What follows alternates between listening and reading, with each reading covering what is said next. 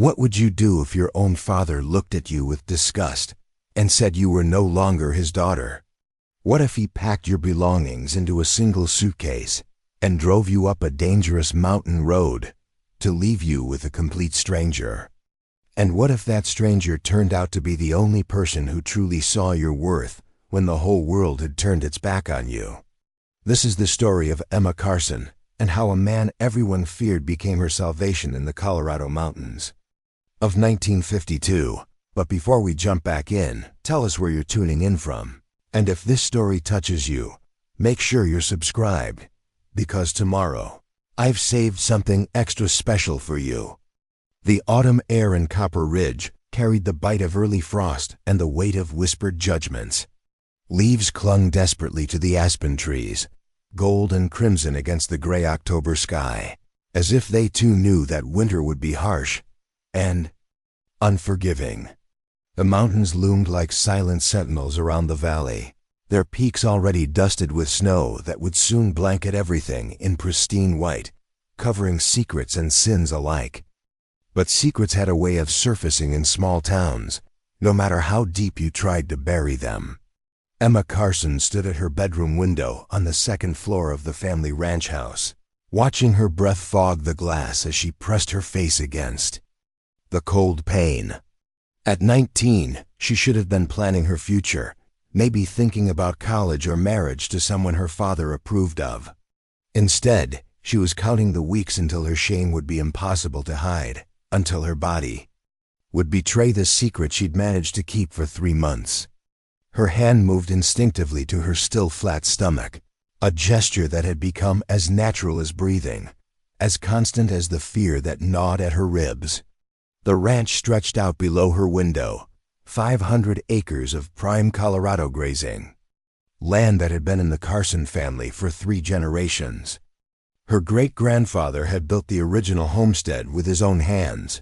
Her grandfather had expanded it during the cattle boom, and her father William had turned it into one of the most prosperous operations in the county.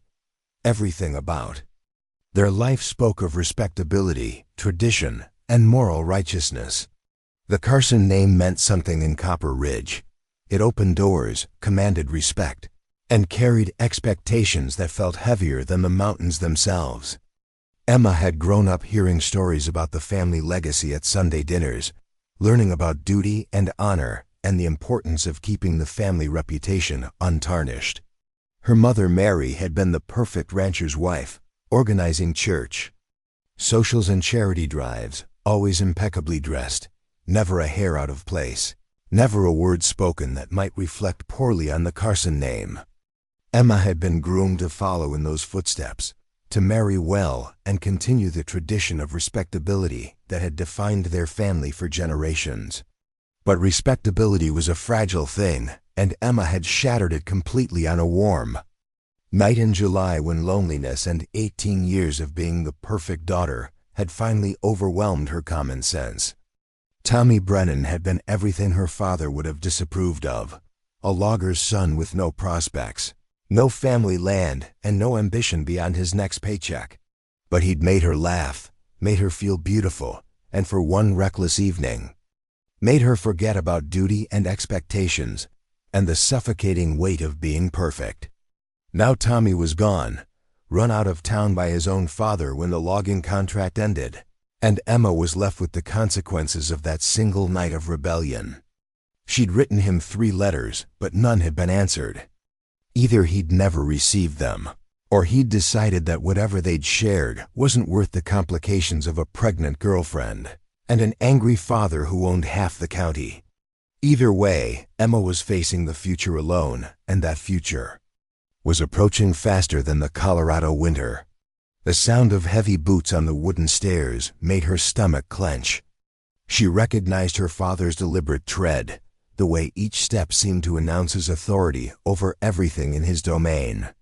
Emma moved away from the window and sat on her narrow bed, hands folded in her lap, trying to appear calm even though her heart was racing like a frightened rabbit. When the door opened without a knock, she kept her eyes down, unable to meet the gaze that had become colder with each passing day.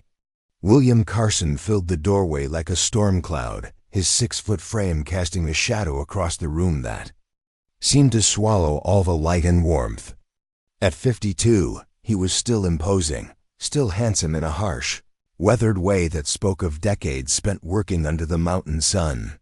His gray eyes, which had once looked at Emma with pride and affection, now held nothing but disappointment and barely contained rage. He'd built his life on control, on maintaining order and respectability, and his own daughter had destroyed all of that with her reckless behavior.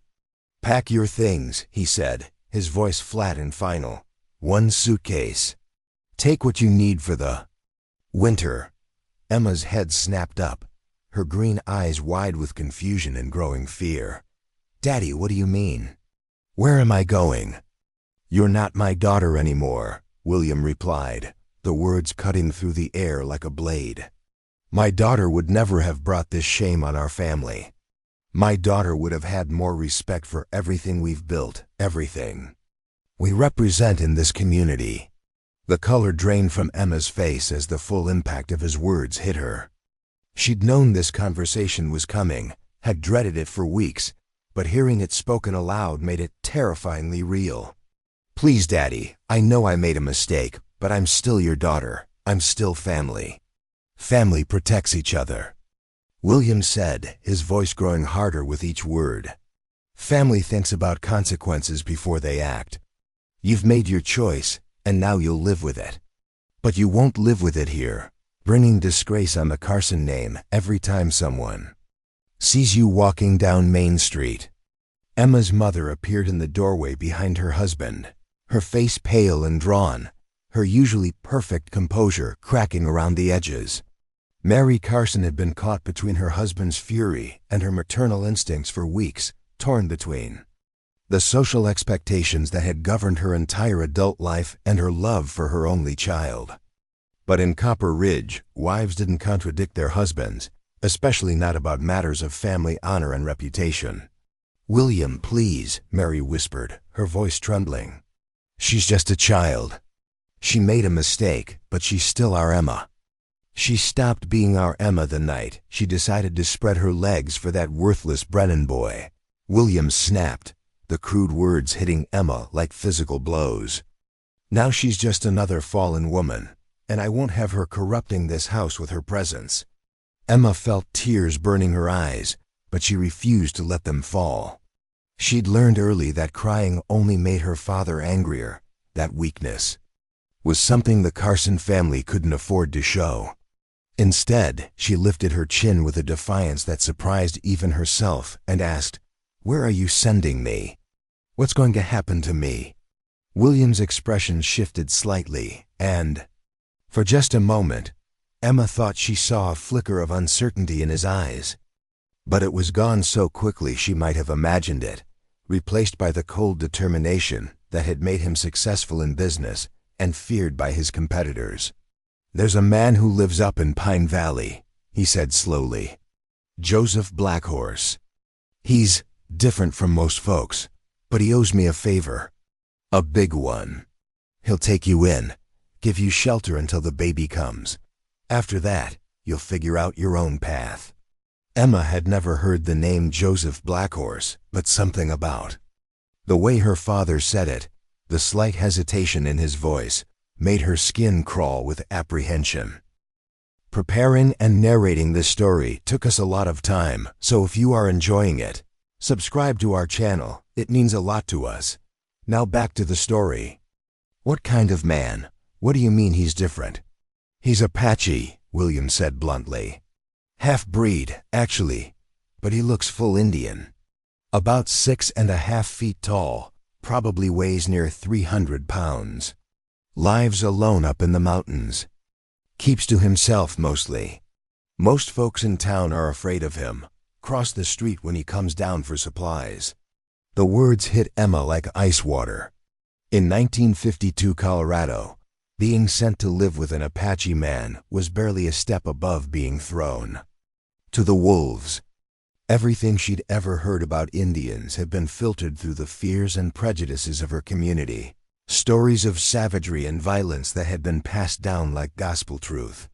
The few Native Americans she'd seen in town had been met with suspicion and hostility, treated as dangerous outsiders who didn't belong in civilized society. "Daddy, you can't be serious," Emma said, her voice breaking despite her efforts to stay strong. "You can't send me to live with a complete stranger, especially someone like that. What if he hurts me? What if something happens to the baby?" William's face remained stone cold, unmoved by his daughter's terror. "Should have thought about that before you decided to act like a whore. Joseph Blackhorse is your only option now, unless you want to try your luck on the streets of Denver. At least he'll keep you alive until you can figure out what to do with yourself." The casual cruelty of his words took Emma's breath away. This was the man who had taught her to ride a horse, who had carried her on his shoulders when she was small, who had once called her his precious girl. Now he was speaking to her like she was less than human, like her life and safety meant nothing to him compared to protecting the family reputation. Mary Carson stepped forward, her hands shaking as she reached for her daughter. "Emma, sweetheart, maybe it's for the best. Just until the baby comes, until we can figure out a solution. Your father knows this man, trusts him enough to. I don't trust him," William interrupted harshly. "I'm using him. He owes me, and this squares the debt. What happens after that is Emma's problem, not mine." The admission hung in the air like smoke from a house fire, acrid and suffocating. Emma realized that her father wasn't just banishing her from the family home. He was washing his hands of her completely, treating her like a business transaction. That had gone bad. She was being traded away like livestock, her value measured only in terms of the inconvenience she represented to his carefully constructed life. "I need an hour to pack," Emma said quietly, her voice steady despite the chaos. In her heart, if she was going to be thrown away like yesterday's newspaper, she would do it with whatever dignity she had left. William nodded curtly and turned to leave, but paused in the doorway. "One suitcase," he repeated. "And don't bother packing any of your fancy dresses. Where you're going, nobody's going to care what you look like." After he left, Emma and her mother stood in the silence, both of them trying to process the enormity of what had just happened. Mary moved around the room like a ghost, helping her daughter fold clothes with hands that shook so badly she could barely grip the fabric. Neither of them spoke about the future, about what would happen to Emma alone in the mountains with a man they'd never met, carrying a child whose father had disappeared without a trace. An hour later, Emma stood in the front yard with a single battered suitcase at her feet, wearing her warmest coat and a pair of sturdy boots that had seen her through many Colorado winters. The October wind cut through her clothing like it was made of paper, and she pulled her coat tighter around her body, already dreading the cold that was coming. William was loading supplies into the back of his truck: blankets, canned goods, medical supplies, and a small bag of coins that represented her entire inheritance from the Carson family fortune. The drive up the mountain road was the longest hour of Emma's life. Her father said nothing, his jaw set in a hard line as he navigated the winding dirt road that climbed steadily into the pine forests above Copper Ridge. The truck's engine strained against the grade, and twice they had to stop to let the radiator cool down. But William pressed on with the determination of a man completing an unpleasant but necessary task. Pine Valley opened up before them like something from a storybook, a hidden meadow surrounded by towering evergreens and bisected by a crystal-clear stream that caught the afternoon sunlight and threw it back in dancing patterns. Under different circumstances, Emma might have found it beautiful, might have appreciated the untouched wilderness and the profound silence that seemed to absorb every sound. But all she could think about was the isolation, the miles of empty forest between her and the nearest neighbor, the complete vulnerability of her position. The cabin sat at the far end of the meadow, built from hand-hewn logs that had weathered to a silver-gray color that blended seamlessly with the mountain landscape.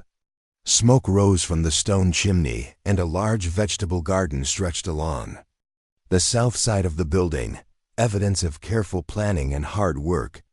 It looked solid and well-maintained, but also impossibly remote, like something from another century where modern conveniences and civilized society were just distant memories. As the truck approached, the cabin door opened, and Emma got her first look at Joseph Blackhorse. Her father hadn't been exaggerating about the man's size. He filled the doorway completely, his shoulders broader than the frame itself, his head nearly brushing the top of the opening. His long black hair was streaked with silver and hung loose around his shoulders, and his skin was the color of burnished copper, weathered by decades of mountain sun and wind. But it was his eyes that struck Emma most forcefully, dark brown, almost black, but somehow gentle, holding none of the hardness or cruelty she'd expected.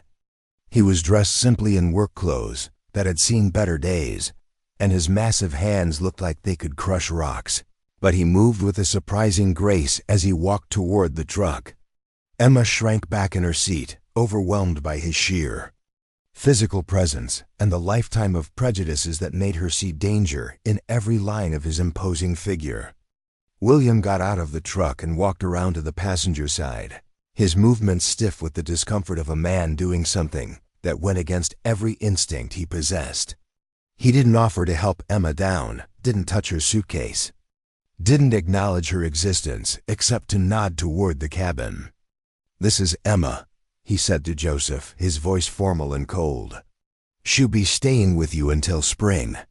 I've brought supplies, and there's money for anything else she might need."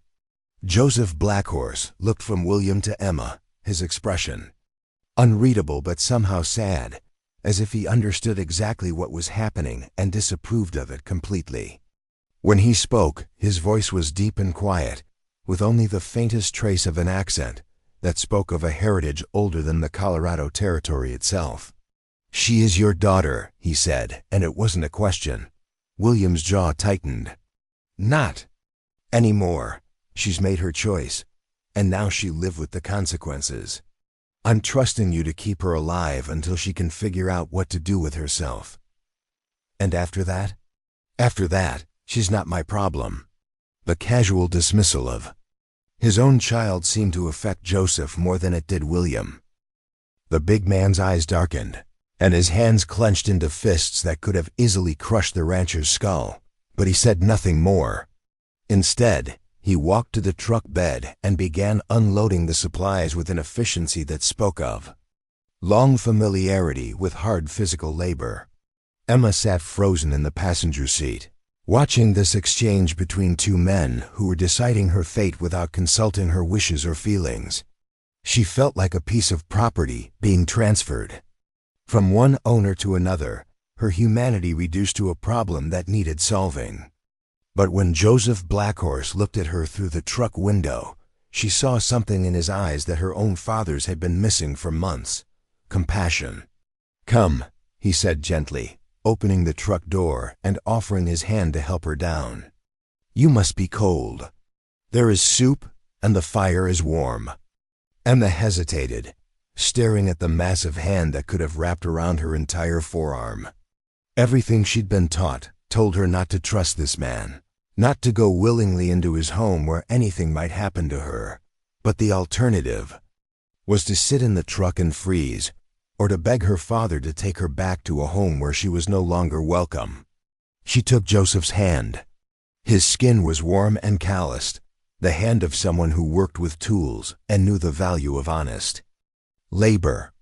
He helped her from the truck with a gentleness that seemed impossible in someone so large, and she realized that despite his intimidating appearance, he was treating her with more kindness than her own father had shown her in months. William finished unloading the truck and climbed back into the driver's seat without another word to his daughter.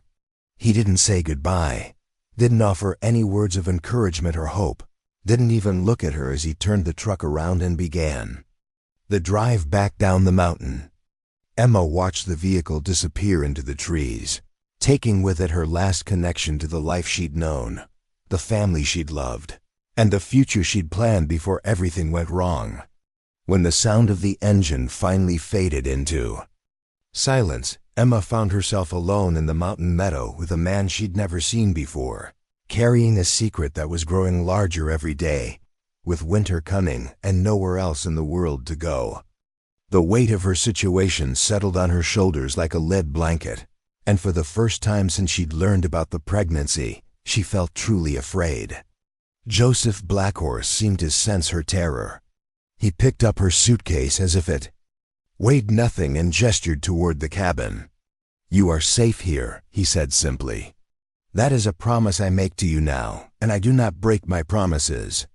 Something in his voice, some quality of absolute certainty and honor, made Emma believe him despite everything she'd been taught about his people.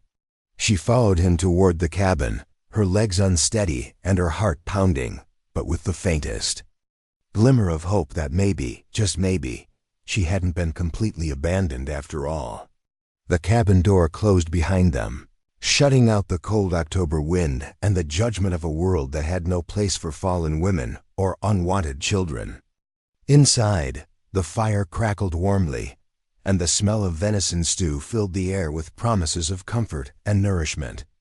Emma Carson had been cast out by her own family and left with a stranger in the wilderness, but for the first time in months, she felt like she might actually survive what was coming.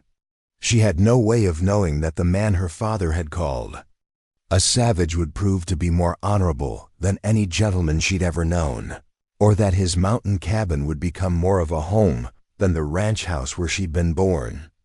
All she knew was that Joseph Blackhorse had promised she was safe, and something deep in her heart told her that his word was worth more than all the respectability and family reputation that had been used to justify throwing her away. The interior of Joseph Blackhorse's cabin defied every expectation Emma had carried up the mountain.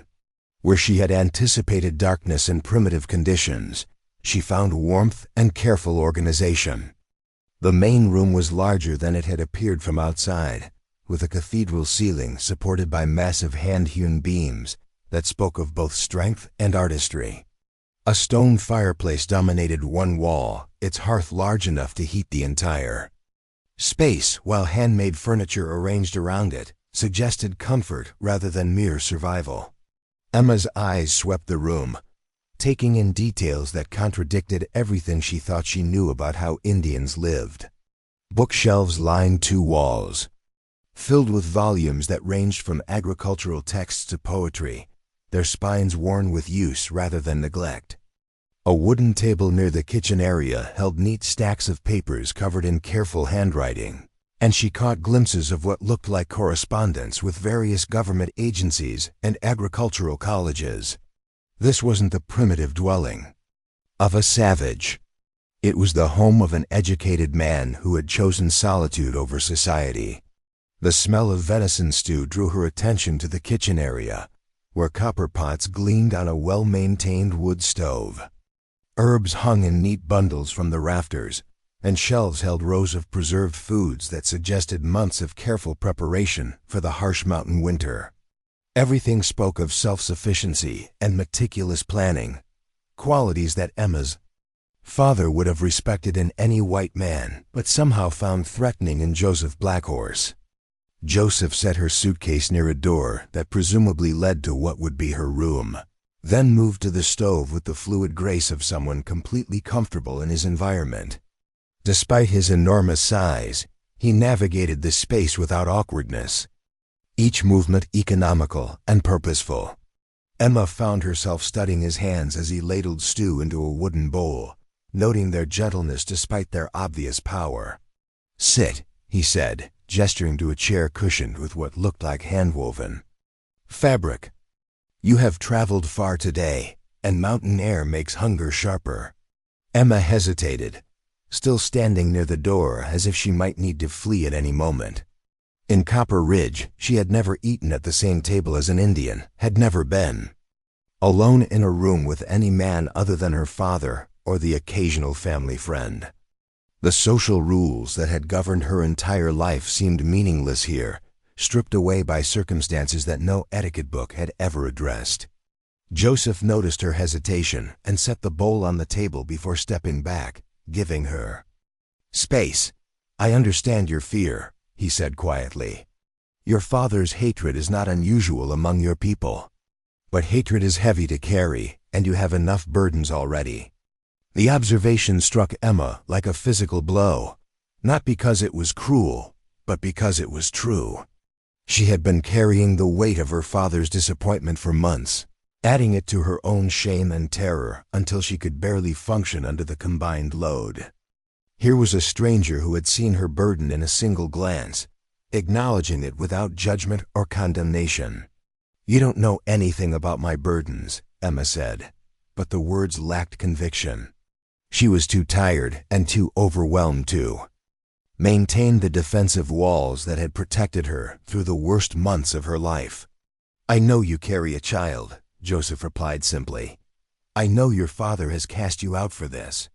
I know you are afraid of me because of stories you have been told about my people. I know you believe you have no choices left." Emma's hand moved instinctively to her stomach, a gesture so automatic she didn't realize she was doing it. "How did you know about the baby? Did my father tell you?" "Your father told me you were in trouble and needed shelter until spring. But a man learns to see many things when he lives alone in the mountains. The way you hold yourself, the careful way you move, the fear in your eyes that goes deeper than simple prejudice. You are protecting something precious." The words hung in the air between them, and Emma felt something crack in her chest. For months, no one had called her unborn child precious. Her father had called it a bastard, a mistake, a source of shame that would destroy the family reputation. The few people in town who suspected her condition had looked at her with disgust or pity, seeing only the evidence of her moral failure. But this man, this stranger her father had abandoned her with, had recognized the life growing inside her as something worth protecting. Tears burned behind Emma's eyes, but she fought them back. She had learned that crying accomplished nothing except to make people uncomfortable, and she couldn't afford to make Joseph Blackhorse uncomfortable. He held all the power here, controlled her shelter and safety through the coming winter. She needed to be whatever he wanted her to be if she hoped to survive until spring. "I'm not afraid of you," she lied, lifting her chin with false bravado that fooled neither of them. Joseph smiled, and the expression transformed his entire face. Where she had expected cruelty or mockery, she found something like gentle amusement mixed with understanding. "Fear keeps us alive in the mountains," he said. "A healthy fear of avalanches, of sudden storms, of walking too close to cliff edges. But fear of people who mean you no harm will only make you sick." He moved to a cabinet and withdrew a smaller bowl, ladling a portion of stew for himself before taking a seat across the table from her. Emma noticed that he waited until she had picked up her spoon before beginning to eat, a courtesy that surprised her with its simple respect for her comfort.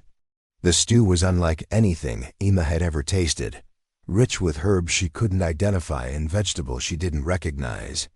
The meat was tender and flavorful, nothing like the stringy venison her father's hunting parties sometimes brought home.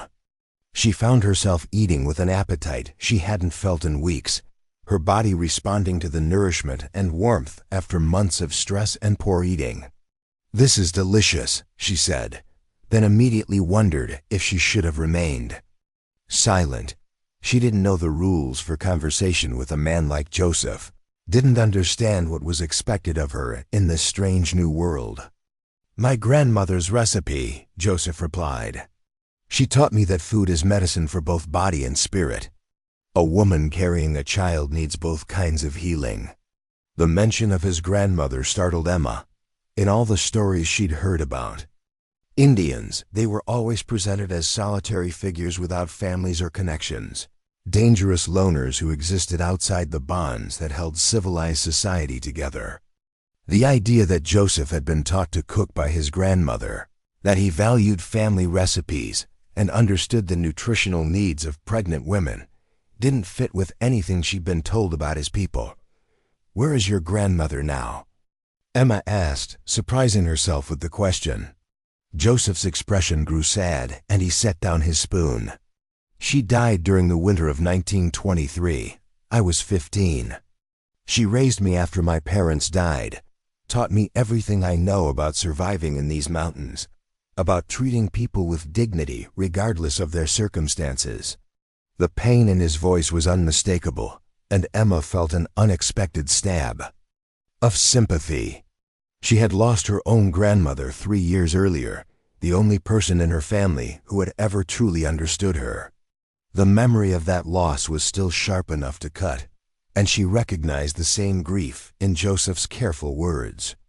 "I'm sorry," she said, and meant it. "Grandmothers are special. Mine was the only person who ever really listened to me." Joseph nodded, understanding passing between them like a bridge built from shared loss. "She would have liked you," he said. "She always said that a person's worth couldn't be measured by their mistakes, only by how they faced the consequences." The observation hit closer to home than Emma was comfortable with, forcing her to confront truth she'd been avoiding for months.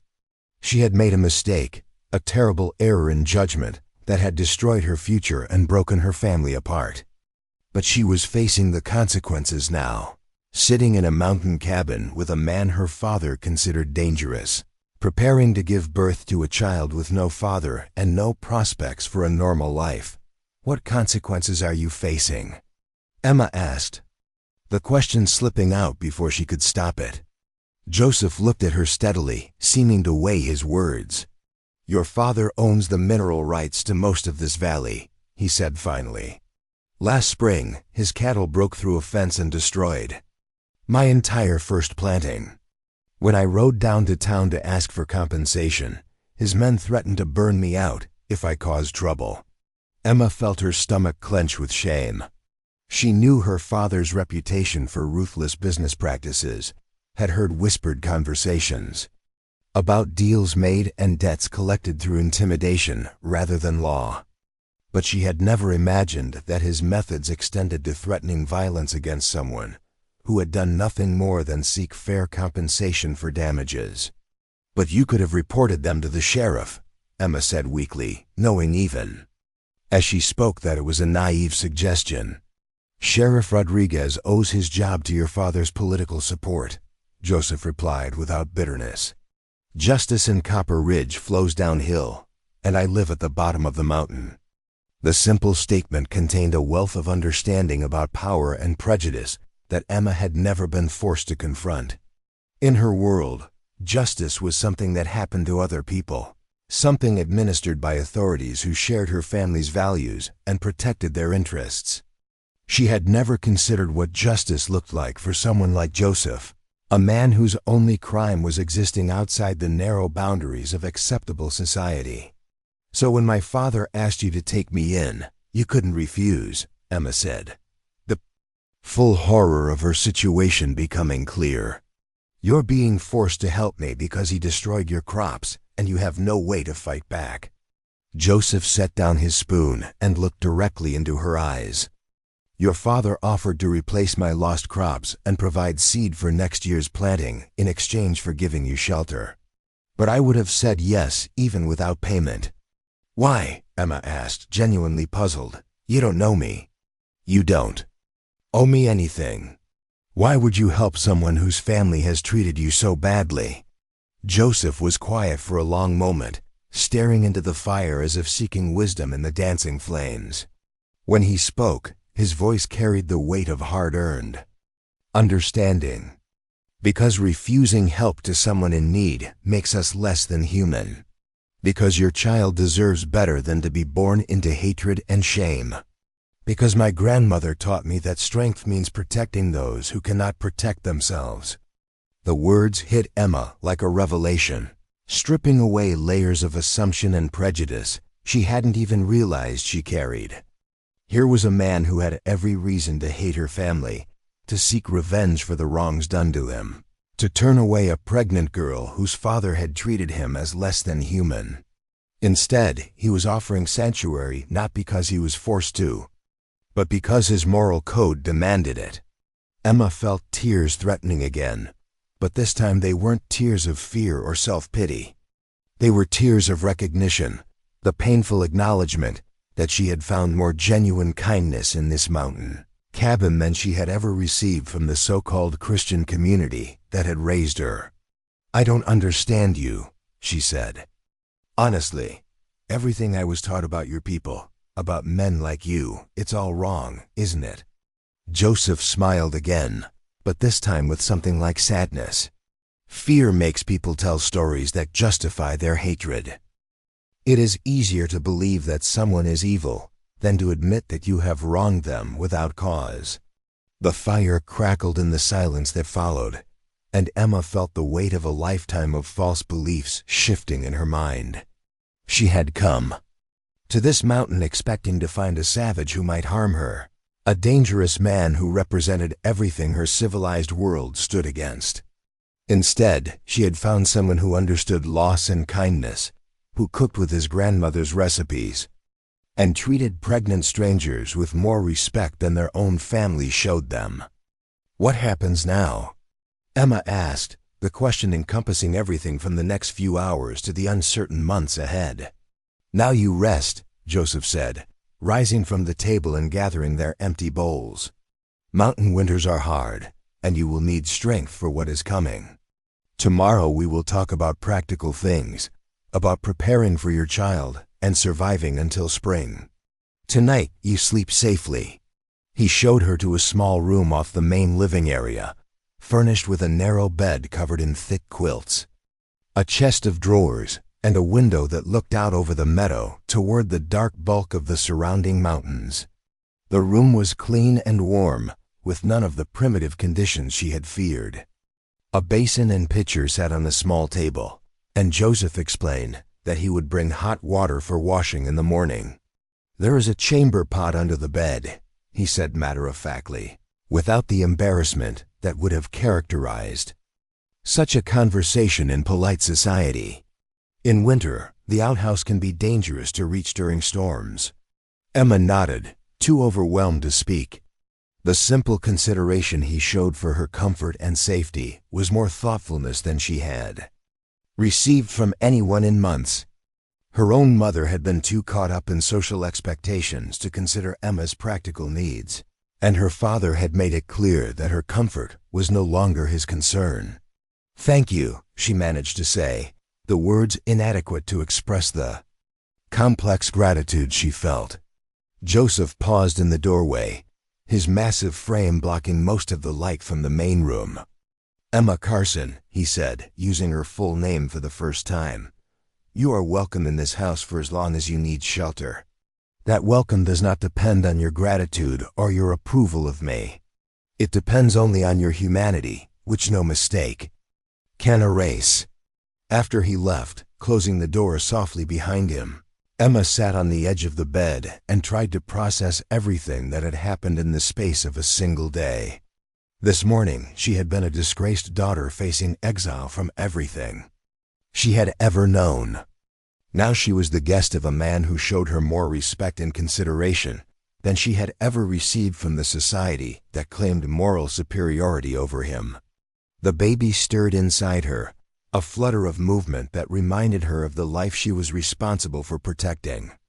For the first time since learning of her pregnancy, Emma felt a spark of hope that maybe, just maybe, her child might have a chance at something better than shame and abandonment.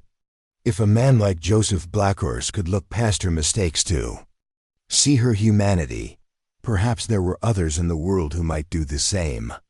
Emma fell asleep that night to the sound of wind in the pines and the crackling of a well-tended fire, more at peace than she had been in months. She didn't yet understand that she had found more than shelter in the mountain cabin.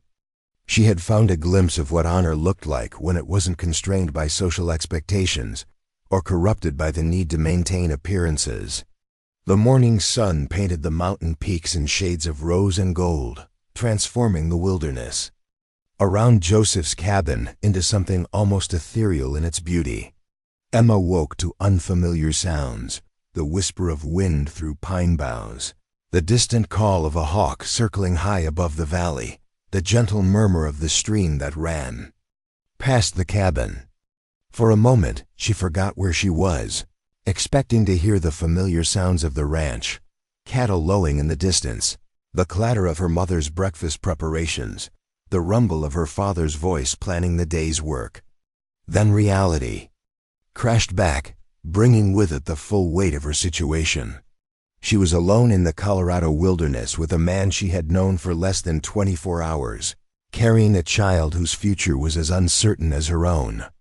The life she had known was gone as completely as if it had never existed, erased by a single night of poor judgment and her father's unforgiving sense of honor. A soft knock on her door interrupted her spiraling thoughts. "Emma," Joseph's voice called quietly. "There is hot water for washing, and breakfast when you are ready." The consideration in his voice steadied her somehow, reminding her that while her old life was gone, she was not entirely alone. "Thank you," she called back, surprised by how normal her voice sounded. "I'll be out in a few minutes." Emma washed and dressed carefully, choosing her warmest dress and trying to arrange her auburn hair in a style that would hide the worst of her exhaustion. Looking in the small mirror above the wash basin, she barely recognized the young woman staring back at her. The carefree girl who had danced at church socials and dreamed of a respectable marriage had been replaced by someone older, harder, marked by experiences that couldn't be undone or forgotten. She emerged from her room to find Joseph already dressed and moving efficiently between the stove and a table set with simple pottery dishes. He wore clean work clothes and his long hair was neatly braided, giving him an air of dignity that contradicted every stereotype she had absorbed about his people. When he looked up and saw her, he nodded approvingly. "You look rested," he said, though they both knew it wasn't entirely true. Mountain air helps with healing, but it takes time. Emma took the seat he indicated, noting that he had prepared eggs, bacon, and thick slices of bread that filled the cabin with the smell of yeast and home. The abundance surprised her. She had expected to find herself surviving on sparse rations in the wilderness, not eating better than she had in her father's house. "Where did you get eggs?" she asked, genuinely curious. "And this bread is better than anything my mother ever made." Joseph smiled as he filled her plate, the expression transforming his stern features into something almost boyish. "I keep chickens in a coop behind the cabin, and there are 2 cows in the barn for milk and cheese. As for the bread, my grandmother taught me that a man who cannot feed himself properly will not survive long in the mountains." The mention of his grandmother drew Emma's attention, reminding her of the grief she had glimpsed in his eyes the night before. She found herself wanting to know more about the woman who had raised this gentle giant, who had taught him to cook and care for others in ways that her own privileged upbringing had never included. "Tell me about your grandmother," Emma said, then immediately worried that she was being too forward. "I mean, if you don't mind talking about her." Joseph poured coffee into heavy mugs, the liquid dark and rich with a flavor that put her father's store-bought beans to shame. He sat across from her, cradling his mug in both hands as if drawing warmth from more than just the coffee. "Her name was Dancing Crow," he said, his voice soft with memory. "She was born in 1858, before the reservations, when our people still moved freely through these mountains following the seasons and the game. She lived through the wars, through the forced relocations, through decades of watching our way of life disappear piece by piece." Emma found herself leaning forward, drawn into a history she had never heard presented from this perspective. In school, she had learned about the Indian Wars as a necessary step towards civilization, with the tribes portrayed as obstacles to progress that had to be overcome. She had never considered what that progress had looked like from the other side, what it had cost people like Dancing Crow, who had lived through the destruction of everything familiar.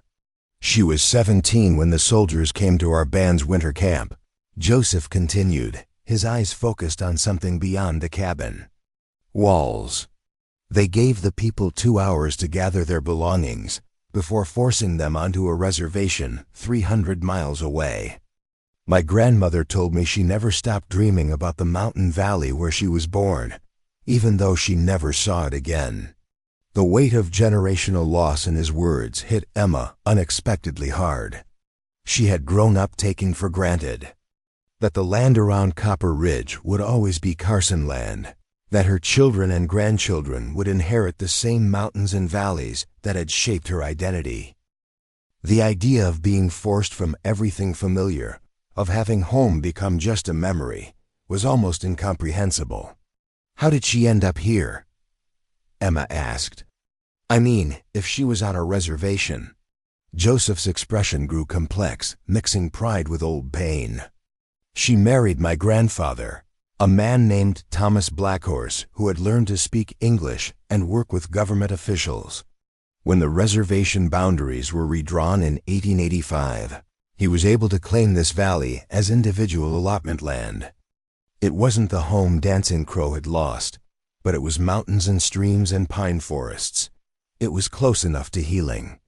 Emma began to understand the deeper significance of the cabin around them, the carefully tended garden, the meticulous attention to every detail of mountain survival. This wasn't just Joseph's home. It was the fruit of his grandmother's determination to rebuild something beautiful from the wreckage of displacement and loss. She sounds like a remarkable woman, Emma said, meaning it sincerely. She was, Joseph agreed. She taught me that strength isn't about fighting everything that tries to break you. Sometimes strength means bending without breaking, finding ways to preserve what matters most even when everything else is being taken away. The words resonated with Emma's current situation in ways that made her chest ache. She had been broken by her father's rejection, shattered by the loss of everything she had expected from life. But perhaps there was another way to think about strength, another way to face the uncertainty ahead. Is that why you agreed to help me? Emma asked. Because your grandmother taught you about preserving what matters. Joseph studied her face, seeming to weigh his words carefully.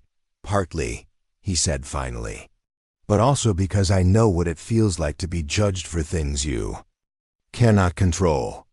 The color of my skin, the blood in my veins, the stories people tell about my ancestors.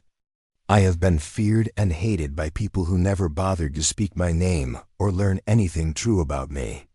Emma felt heat rise in her cheeks, shame mixing with recognition.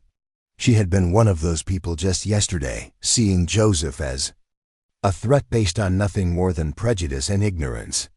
The realization that she had been so wrong about someone so fundamentally decent was both humbling and instructive. I'm sorry, she said quietly. I was taught to be afraid of you, to see your people as dangerous. I know that doesn't excuse it, but I've never had a reason to question what I was told. Joseph nodded, accepting her apology without making her grovel for it. Fear is taught young and learned deep, he said.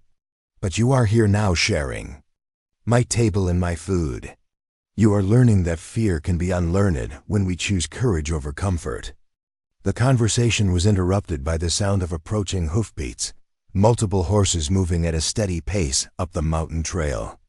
Joseph's entire posture changed, tension flowing through his powerful frame like water. He rose from the table and moved to a window, peering through the curtains with the alertness of someone accustomed to watching for trouble. Who is it? Emma asked, her own anxiety spiking at his obvious concern. 3 riders, Joseph said quietly. Coming up the main trail, not trying to hide their approach. That usually means official business of some kind. Emma felt her stomach clench with dread.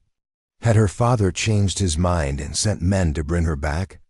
Had someone in town discovered where she was and come to cause trouble for Joseph? The isolation that had seemed protective the night before now felt like a trap with no escape route and no help within miles. Joseph moved to a wooden cabinet and withdrew a rifle, checking its load with practiced efficiency. Emma's eyes widened at the sight of the weapon, her mind immediately jumping to every story she had ever heard about Indian violence and savage behavior.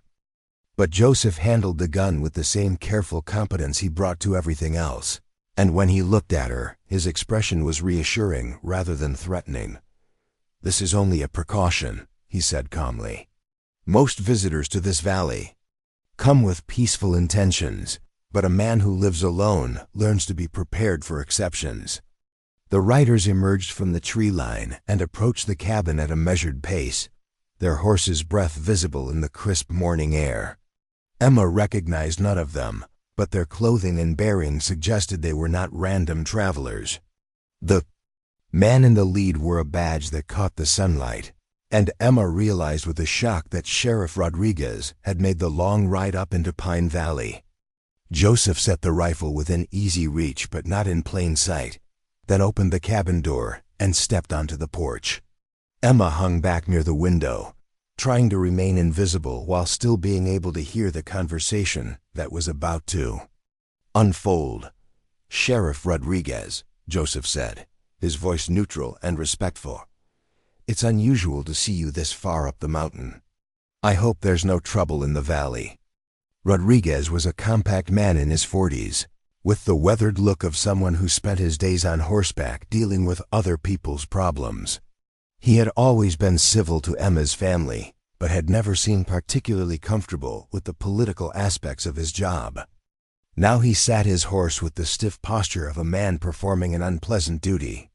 "Morning, Joseph," he said, his tone equally neutral. "I'm afraid this isn't a social call. We've had reports that you might be harboring someone up here, someone who's wanted for questioning in town." Emma's blood turned to ice water. Someone had discovered her location and reported it to the authorities. But what crime could she possibly be wanted for? Being pregnant and unmarried wasn't illegal, merely shameful. Had her father invented some charge to justify having her dragged back to Copper Ridge? Joseph's expression didn't change, but Emma could see tension in the set of his shoulders. "Reports from whom?" he asked. "And what kind of questioning are we talking about?" One of the other riders, a man Emma didn't recognize, leaned forward in his saddle. "We know the Carson girl is up here, half-breed. Her father wants her back home where she belongs, not living in sin with the likes of you." The insult hit Joseph like a physical blow, but he didn't react with the violence Emma half expected. Instead, his voice grew colder, more dangerous in its controlled calm. "I see. And on what authority are you planning to remove Miss Carson from this property? Do you have a warrant? Has she been charged with a crime?"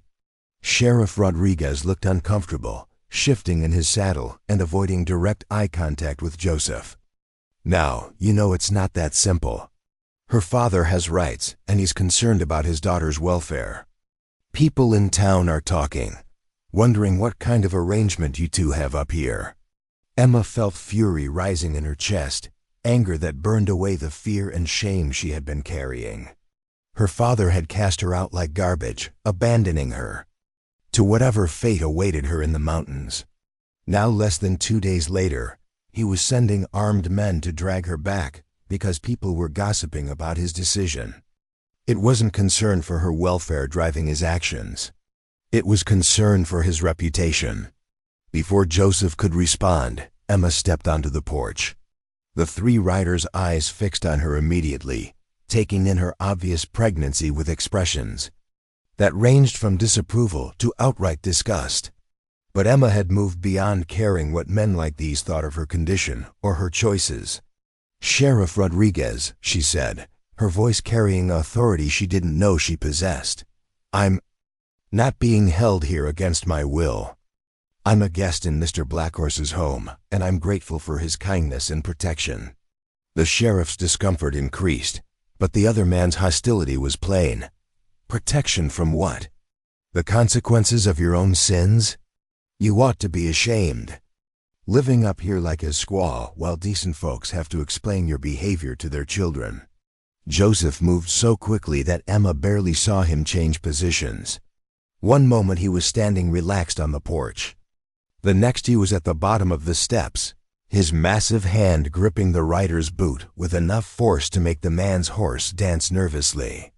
"You will speak respectfully of Miss Carson while you are on my land," Joseph said, his voice quiet, but carrying absolute menace. "She is under my protection, and insults to her are insults to me. I'm sure you understand the implications of that." The man tried to pull his foot free, but Joseph's grip was implacable. Fear flickered across the rider's face as he realized he was completely at the mercy of someone he had just tried to humiliate. Sheriff Rodriguez quickly intervened, his voice sharp with authority. "That's enough, both of you." Joseph let him go. "Morrison, keep your mouth shut if you can't speak civil." He waited until Joseph had stepped back before continuing. "Miss Carson, your father is prepared to take you back home if you'll come willingly. He's concerned about your condition and wants to make sure you have proper care." Emma almost laughed at the transparent lie. Her father's concern extended only to limiting the damage her presence might do to his reputation. If he truly cared about her welfare, he would never have abandoned her in the first place.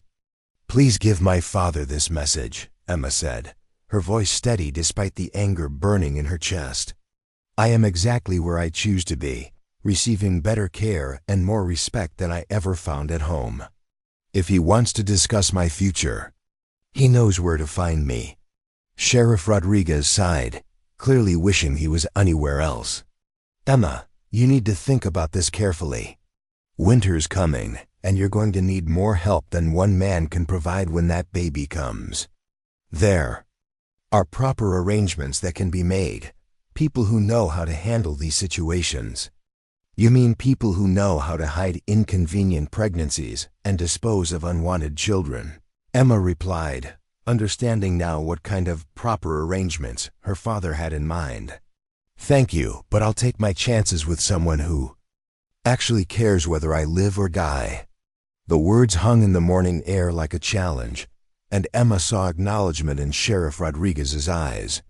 He knew her father's reputation, knew the kind of man who would abandon his pregnant daughter to protect his social standing. But he also knew which side of the political divide kept him employed, and it wasn't the side occupied by mixed blood. Homesteaders living in mountain cabins. "I'm going to have to report that you refuse to come willingly," Rodriguez said finally. "Your father won't be happy about that." "My father forfeited the right to happiness about my choices when he threw me away like trash," Emma replied. "But I appreciate you making the trip to check on me, Sheriff. As you can see, I'm well cared for and in no danger except from people who refuse to accept my decisions." Joseph stepped back onto the porch, positioning himself slightly in front of Emma in a gesture that was protective without being aggressive. "Sheriff, you're welcome to return any time if you have genuine concerns about Miss Carson's welfare. But I trust you'll make it clear to anyone interested that she is here by choice and under the protection of someone who takes that responsibility seriously." The threat was subtle but unmistakable, and all three riders understood it perfectly. Joseph Blackhorse might live alone in the mountains, but he was far from defenseless, and his reputation for handling trouble had apparently preceded this visit.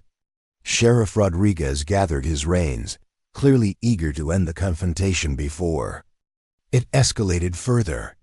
"We'll be going now," he said. "Emma, if you change your mind about coming home, you know how to get word to town." As the three riders disappeared back into the forest, Emma felt her legs go weak with reaction. She had just defied her father's authority publicly, refusing a direct order delivered by armed representatives of the law. There would be consequences for this decision, repercussions she couldn't even imagine yet. Joseph seemed to sense her distress. Without asking permission, he placed one massive hand gently on her shoulder, the contact warm and steadying. "You did well," he said quietly. "It takes courage to stand up for yourself when everyone expects you to be grateful for scraps of kindness." Emma looked up at him, this man who had defended her honor against armed men, who had offered her protection without asking anything in return, who had shown her more respect in 2 days than her own family had managed in months. She was beginning to understand that Joseph Blackhorse wasn't just offering her shelter from the winter storm. He was teaching her that she had value beyond her usefulness to others, that her worth wasn't determined by her mistakes or her circumstances. "What happens now?" she asked, the question encompassing everything from the next few hours to the uncertain future stretching ahead of them. Joseph smiled, and Emma felt some of her fear ease at the warmth in his expression. "Now we continue. Living," he said simply. "We prepare for winter, we take care of each other, and we prove that kindness is stronger than hatred. Your father may have cast you out, but you have found something better than his conditional love. You have found a place where you are valued for who you are, not who others think you should be." The weeks that followed the sheriff's visit settled into a rhythm that surprised Emma with its domesticity and peace. Joseph had been right about the healing power of mountain air and honest work.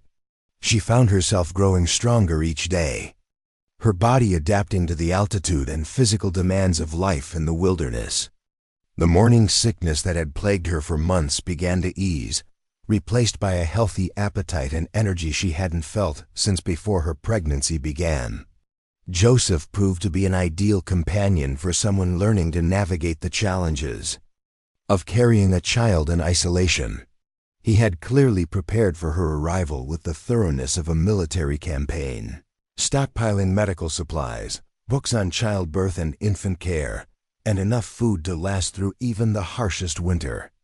When Emma expressed amazement at his foresight, he simply explained that his grandmother had been a midwife among their people, and he had absorbed her teachings about the sacred responsibility of protecting new life. Their daily routines developed naturally, without negotiation or conflict.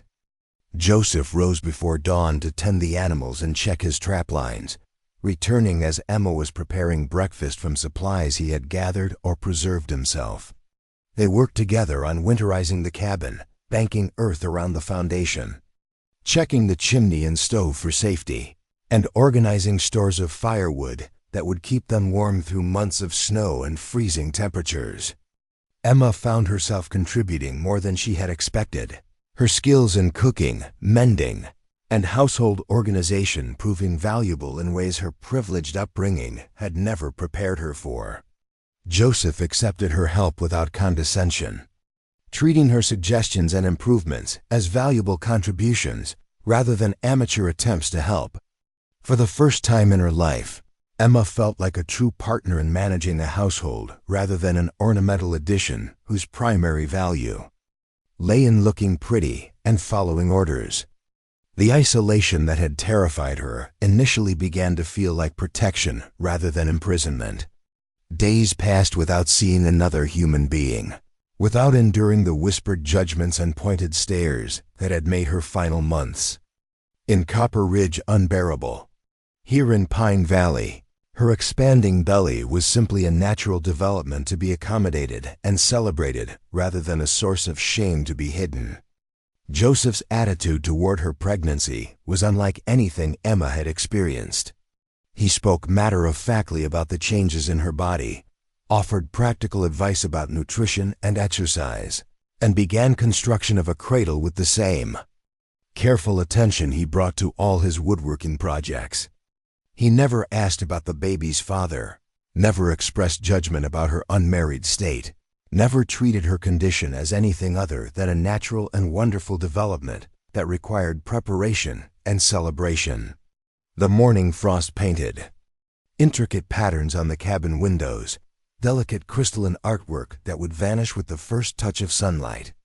Emma traced the designs with her fingertip from inside the warm kitchen, marveling at how something so beautiful could emerge from the harsh mountain cold.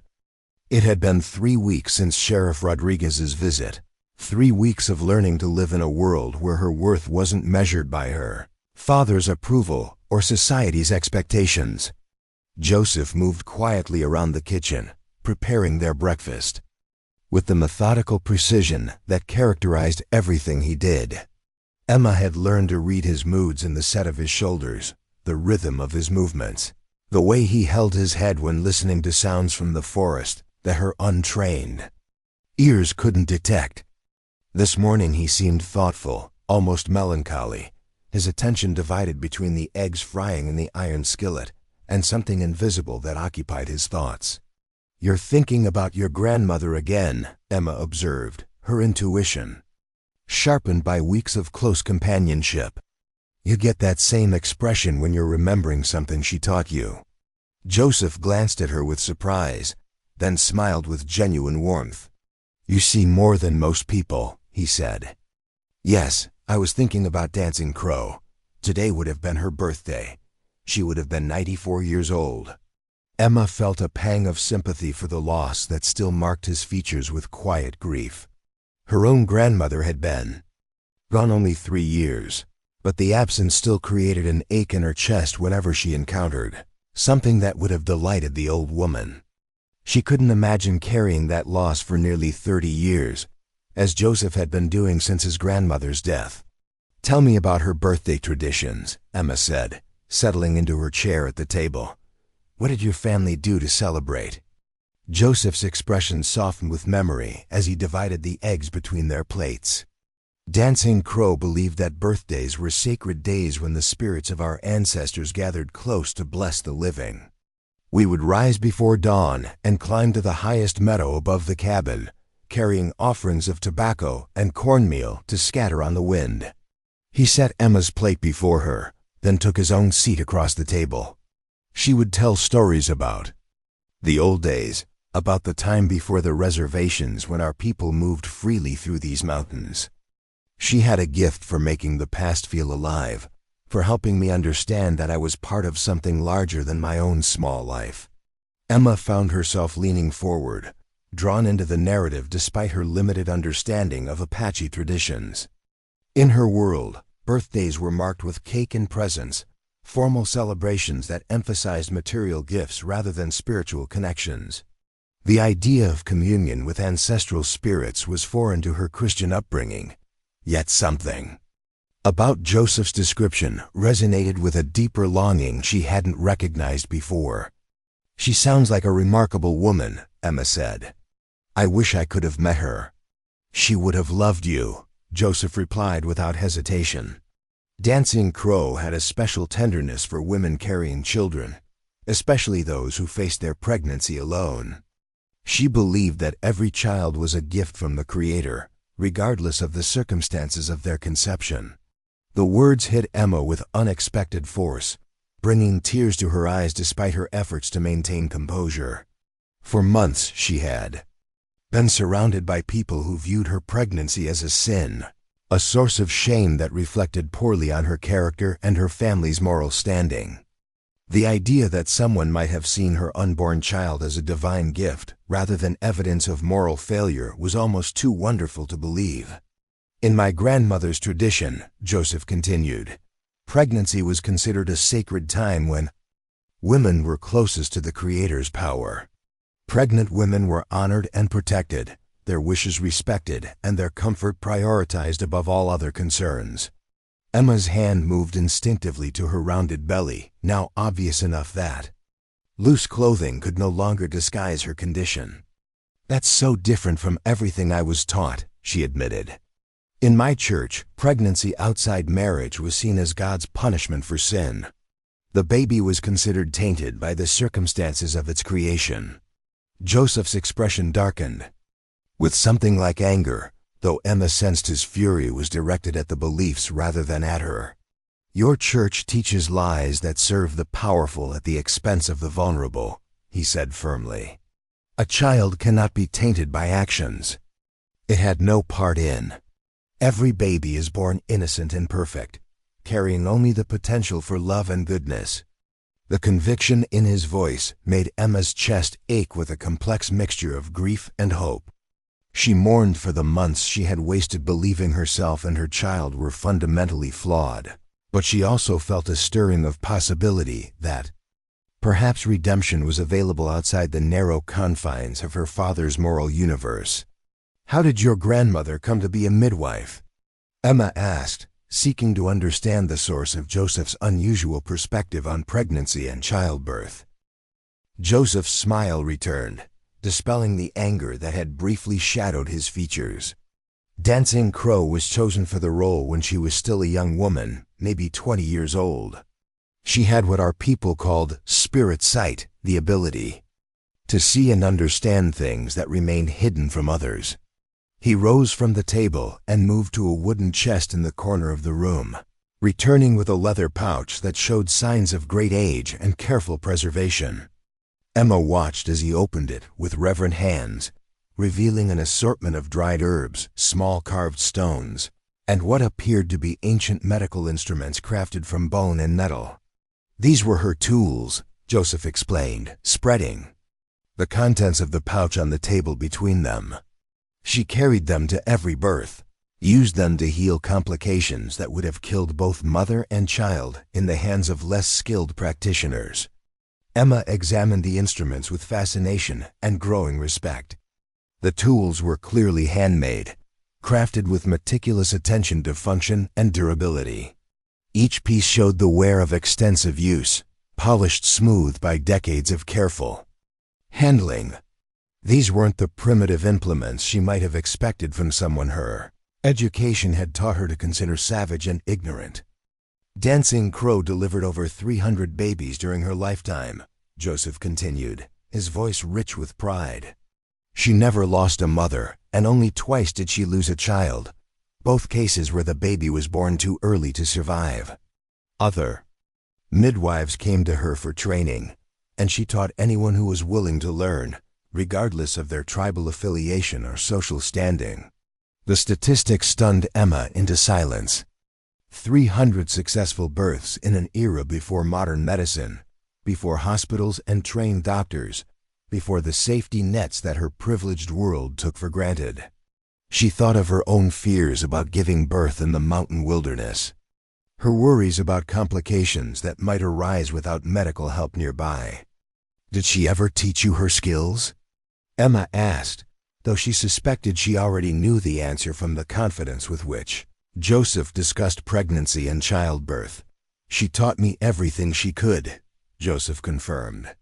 Apache tradition holds that healing knowledge shouldn't be restricted by gender if someone shows aptitude and dedication.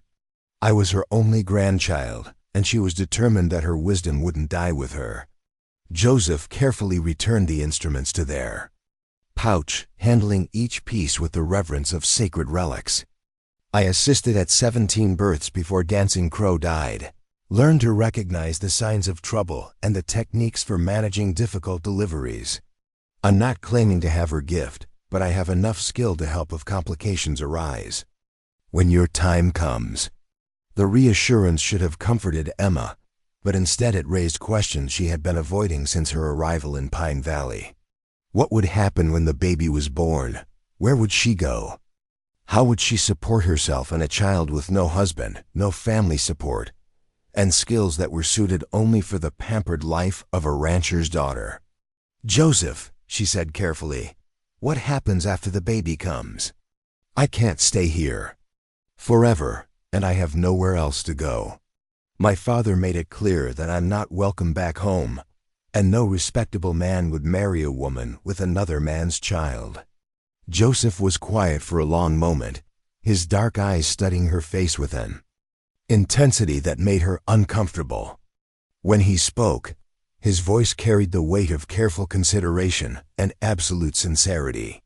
"You are welcome to stay here as long as you choose," he said simply. "This cabin has room for a family, and these mountains have provided for my people for generations. There is no reason they cannot provide for you and your child as well." Emma felt her breath catch in her throat. The offer was more generous than anything she had dared hope for, but it also carried implications that she wasn't certain she was ready to confront. "I can't ask you to take on the burden of supporting someone else's child," she said. "It wouldn't be fair to you. You haven't asked," Joseph pointed out. "I'm offering. And a child is never a burden to someone who understands their true value." The conversation was interrupted by the sound of approaching horses, multiple riders moving at a speed that suggested urgency rather than casual travel. Joseph's entire demeanor changed instantly. alertness replacing the relaxed warmth he had shown during their morning conversation. He moved to the window with fluid grace, positioning himself to observe the approaching riders while remaining hidden from their view. "How many?" Emma asked, her own anxiety spiking in response to his obvious concern. "5 riders," Joseph said quietly. "Moving fast, coming up the main trail from town. I recognize the lead horse. It belongs to your father." Emma's blood turned cold. William Carson was coming to Pine Valley himself, bringing enough men to ensure that his will wouldn't be thwarted by a single Apache's resistance. The peaceful morning that had filled her with hope and possibility suddenly felt like the calm before a devastating storm. Joseph moved to his rifle, checking the weapon's load with practiced efficiency. "Emma, I want you to go to your room and stay there until this is finished. Whatever happens, don't come out until I tell you it's safe." "I won't hide while you face my father alone," Emma said, surprising herself with the firmness of her refusal. "This is my problem, my responsibility. I won't let you handle it by yourself." Joseph turned to look at her, and Emma saw something like pride mixed with concern in his expression. "Your father has brought armed men to my home," he said gently. "This isn't a conversation that will be settled with words." "Then maybe it's time for me to stop running from confrontations," Emma replied. "I've spent my whole life letting other people make decisions about my future. If I'm going to build a different kind of life, I need to start defending it myself." The riders burst into the clearing around the cabin with a thunder of hoofbeats and jingling harness. 5 mounted men arranged in a formation that spoke of military precision rather than casual travel. William Carson sat his horse in the center of the group, his face set in lines of cold fury that Emma recognized from childhood memories of business rivals who had crossed him. Flanking him were 4 men she didn't recognize, all armed and all watching Joseph with the wary attention of predators evaluating potential threats. Joseph stepped onto the porch with his rifle held across his chest, not quite pointing at the podily riders but clearly ready for violence if it became necessary. Emma followed him despite his earlier instructions, positioning herself slightly behind him but visible to the mounted men. She wanted her father to see that she was there by choice, that she wasn't being held against her will by the man he had painted as a savage threat. "Carson," Joseph said, his voice neutral but carrying undertones of steel. "You're a long way from your ranch. I hope this visit has a legitimate purpose." William Carson's eyes fixed on his daughter with an expression of disgust and rage that made Emma's stomach clench with remembered fear. "I've come for my daughter," he said coldly, "and I'm not leaving without her." "Your daughter is a grown woman who can make her own choices," Joseph replied calmly. "She's chosen to stay here and I respect that decision." One of Carson's companions, a lean man with the scarred face of someone accustomed to violence, spat into the dirt near Joseph's feet. "Nobody asked for your opinion, half-breed. Mr. Carson's daughter is coming home where she belongs, and you're going to step aside if you know what's good for you." Joseph's grip on his rifle shifted almost imperceptibly, but Emma caught the movement and recognized it as preparation for action. The situation was escalating toward violence with frightening speed, and she realized that men were about to die unless she found a way to defuse the confrontation. "Hello, Daddy," Emma said, stepping forward until she stood beside Joseph rather than behind him. "I got your message through Sheriff Rodriguez. I thought I made my position clear." William Carson's face darkened further at his daughter's calm defiance. "Your position is whatever I say it is until you're married or dead," he snarled. "You're my daughter, my responsibility, and my property until someone else takes legal ownership of you." The casual reference to her as property hit Emma like a physical blow, stripping away any illusions she might have retained about her father's capacity for love or redemption. In his mind, she was livestock that had strayed from the herd, valuable only for the service she could provide to the Carson family's reputation and interests. I'm not your property, Daddy, Emma said, her voice steady despite the fear making her heart race. I'm a human being with the right to make my own choices about where I live and who I associate with. You're a whore carrying a bastard child. Carson snapped, the crude words causing several of his men to shift uncomfortably in their saddles. And you're living in sin with this savage, bringing shame on a family name that's been respected in this territory for 3 generations. Joseph stepped forward, his massive frame radiating barely controlled violence. You will speak respectfully of Miss Carson while you're on my land, he said quietly, his voice carrying the kind of menace that made smart men reconsider their choices. Carson's scarred companion laughed harshly. Or what, Chief? You'll scalp us? Dance around our bodies? This ain't the old days, and you're outnumbered 5-1. The casual racism and mockery pushed Joseph past the bounds of his legendary self-control. He moved with startling speed for such a large man, covering the distance to the mounted rider in 3 swift strides. Before anyone could react, he had dragged the man from his horse and pinned him to the ground with one massive hand around his throat. The old days ended when my people chose to stop killing ignorant fools like you, Joseph said conversationally, his voice calm despite the violence of his actions. But traditions can be revived if circumstances require it. The other riders reached for their weapons, but Joseph's free hand held his rifle pointed in their general direction, and his position using their companion as a shield made any shot extremely risky. The tableau held for several long seconds, violence hanging in the air like smoke from a wildfire. Let him go, Joseph, William Carson said finally, his voice tight with frustrated rage. I didn't come here to start a war. I came to collect my daughter and settle this matter peacefully. Joseph looked up at Carson, his dark eyes holding depths of anger and contempt that made the rancher shift nervously in his saddle. There's nothing to settle, he said calmly. Emma is here by choice, under my protection, and she'll leave only when and if she chooses to do so. He released the scarred man, who scrambled back to his horse with considerably less swagger than he had shown earlier. The confrontation had shifted the balance of power in subtle but unmistakable ways, demonstrating that Joseph Blackhorse was far more dangerous than Carson had anticipated.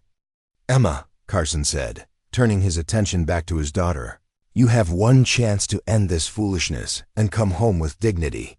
Refuse, and you're no daughter of mine. The ultimatum hung in the mountain air like a blade, sharp with finality and terrible in its implications. Emma looked at her father, this man who had raised her, educated her, and shaped her understanding of the world, and realized that she was looking at a stranger whose love had always been conditional on her usefulness to his ambitions. Then I guess I'm no daughter of yours, Emma said quietly, the words tearing something loose in her chest even as they freed her from chains she was only now beginning to recognize. William Carson's face went white with fury, then flushed red, with humiliation at being defied publicly by his own child. Fine, he snarled, but don't come crawling back when this savage tires of you and throws you out like the used goods you are. He wheeled his horse around and spurred it toward the trail, his men following in a cloud of dust and muttered curses. Emma watched them disappear into the forest, taking with them the last vestiges of her old life and leaving her, truly alone in the world except for the man who stood beside her. Joseph's hand touched her shoulder gently, the contact warm and steadying in the aftermath of emotional devastation. Are you all right? He asked quietly. Emma turned to look at him, this man who had defended her honor against armed enemies, who had offered her sanctuary when her own family cast her out, who had shown her what unconditional acceptance looked like. Tears ran down her cheeks, but they weren't tears of grief or regret. Yes, she said, and meant it completely. For the first time in my life, I think I'm exactly where I belong. The November snows came early that year, blanketing Pine Valley, in pristine white that transformed the landscape into something from a fairy tale. Emma stood at the kitchen window, watching fat flakes drift past the glass while her hands, kneaded bread dough with a rhythm she had learned from Joseph's patient instruction. The domestic scene would have seemed impossible to her just months earlier, when her biggest concern had been choosing the right dress for Sunday church services.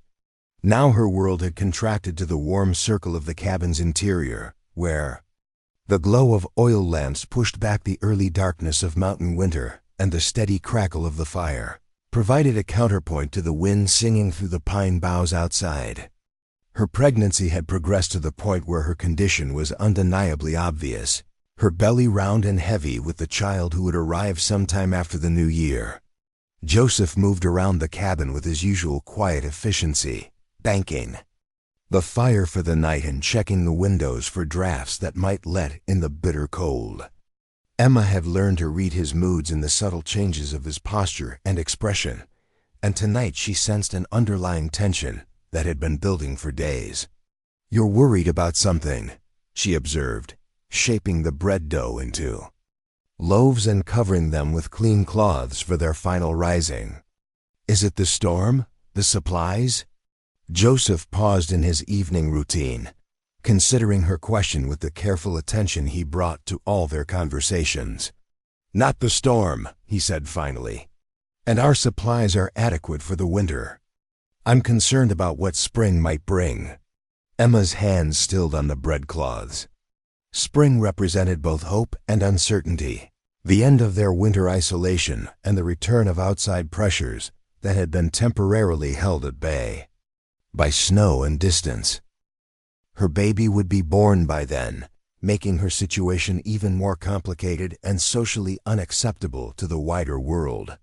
"My father won't give up," Emma said, understanding the source of Joseph's worry.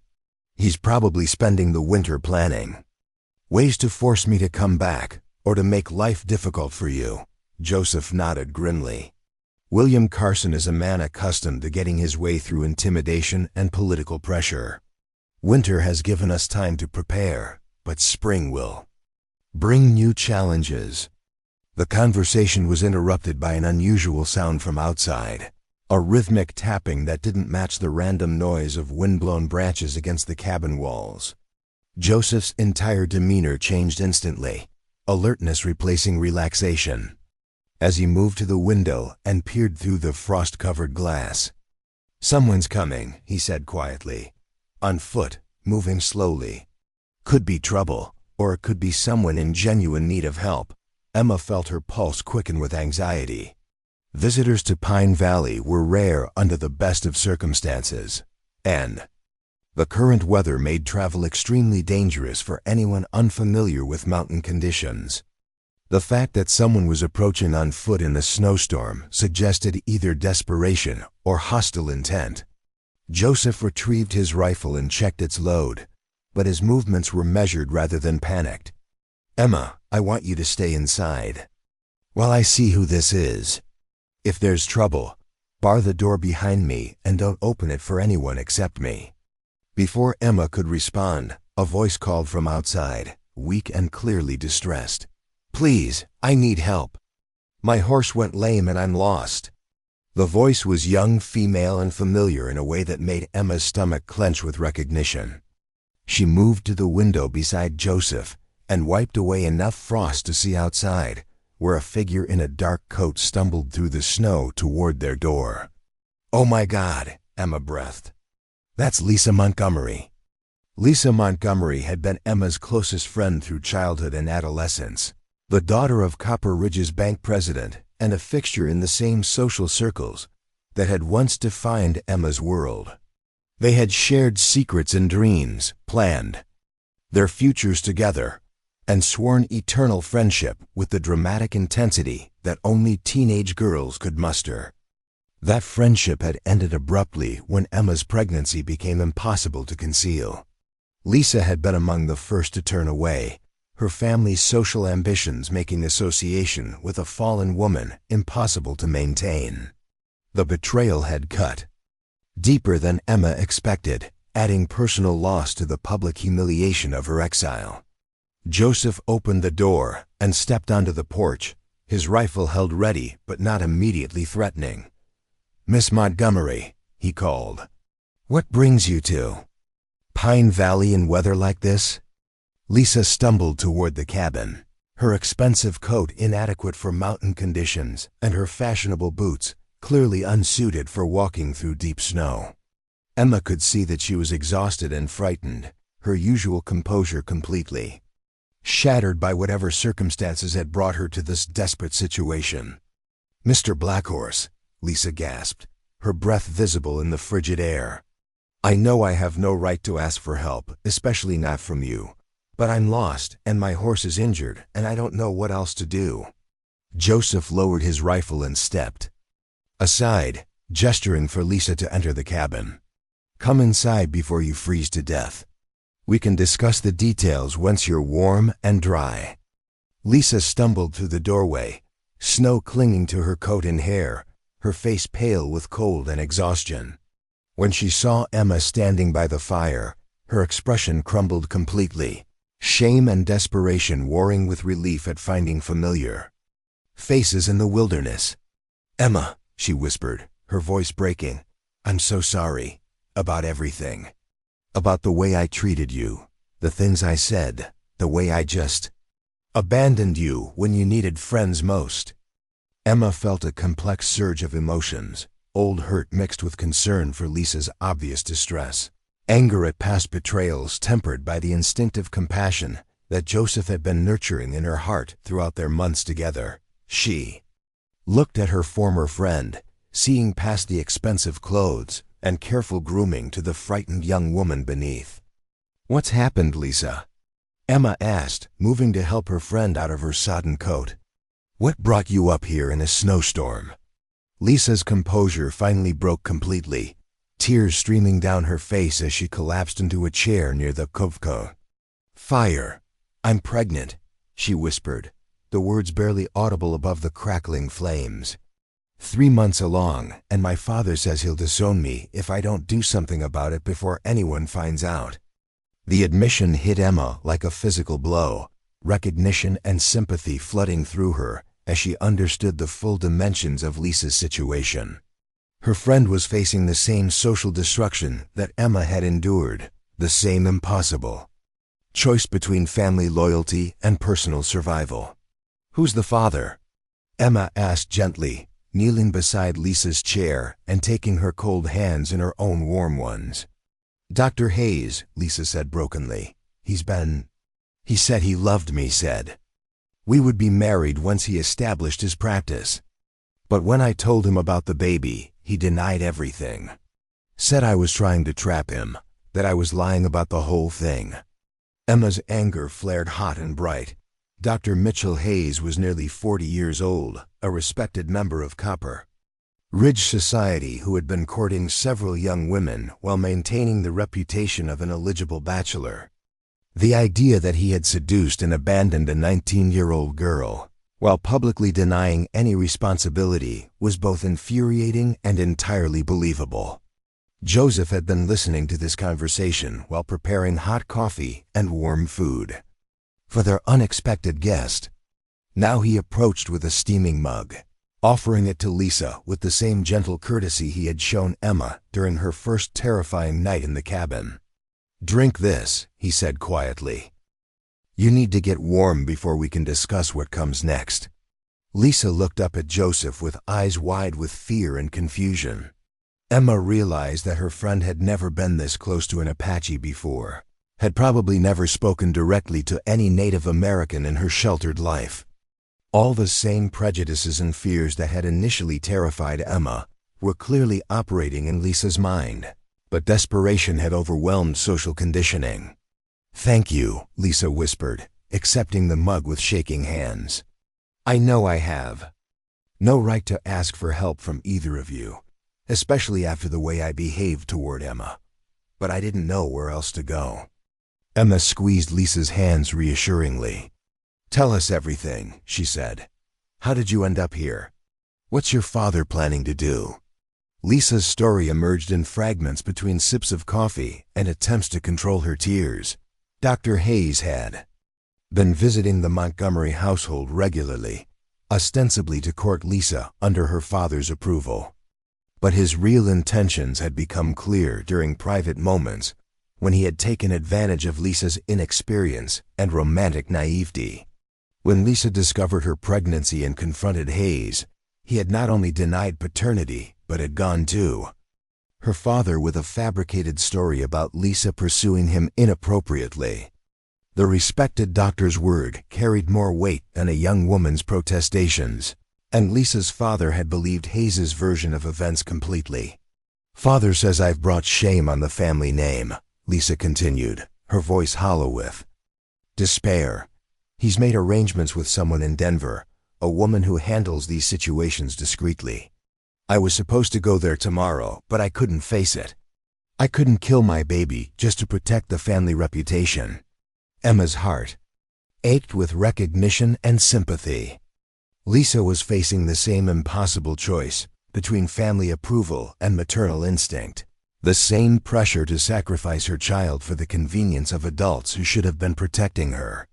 "So you ran away," Emma said, understanding the desperate logic that had driven her friend into the mountains during a storm. "I took my horse and tried to reach the railroad station in Millerville," Lisa explained.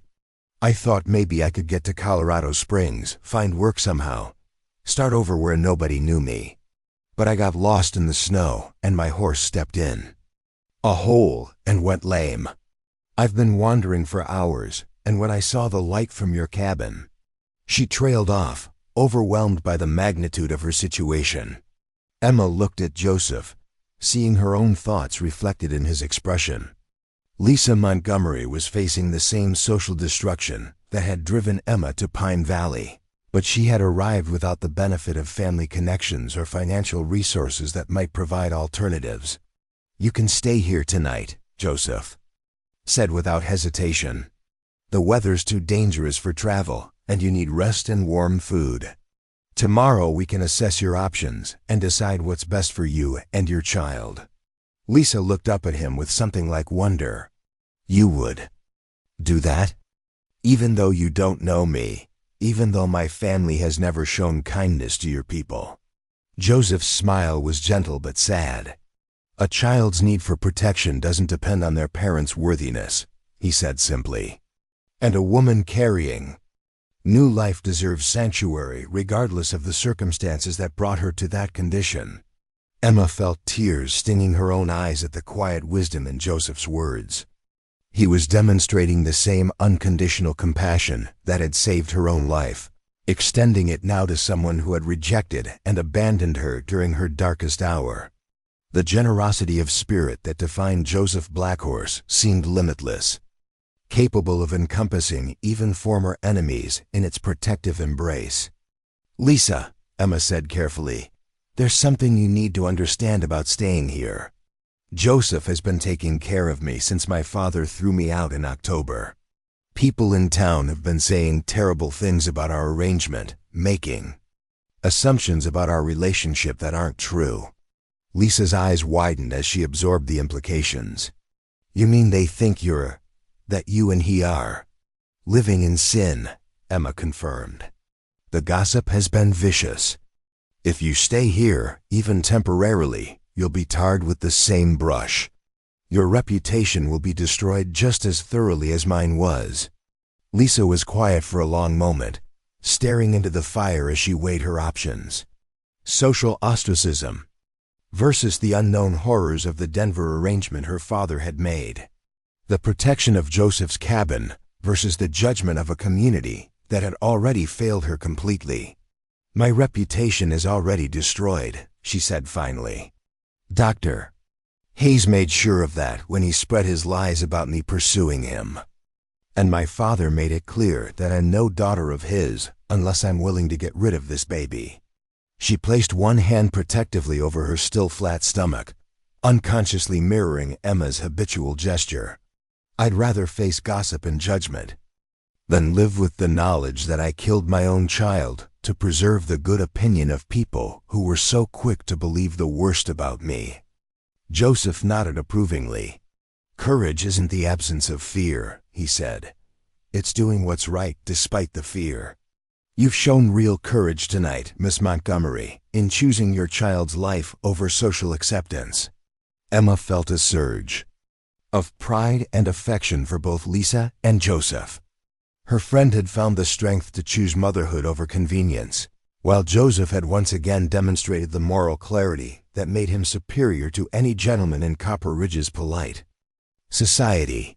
There's one more thing you should know, Emma said, wanting complete honesty between them. Joseph and I, we care about each other deeply.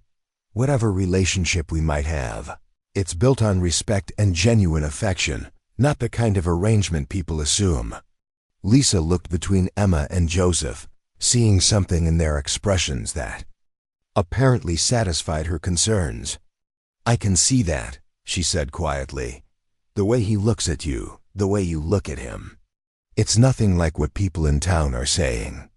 Joseph moved to check the security of the cabin's doors and windows, preparing for a night that would house 3 people instead of 2. Miss Montgomery, you're welcome to stay here as long as you need shelter and protection. But I want you to understand that this offer comes with responsibilities as well as benefits. Lisa straightened in her chair, some of her natural determination returning despite her exhaustion. What kind of responsibilities? We work together to survive, Joseph explained. Everyone contributes according to their abilities.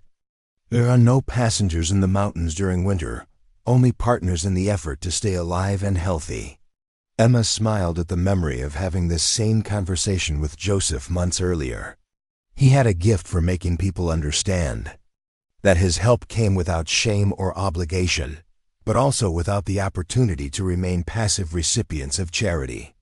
I can cook and clean, Lisa said eagerly. I can sew and mend clothes. I'm not afraid of hard work, Mr. Blackhorse. I just need a chance to prove that I'm worth the risk you're taking.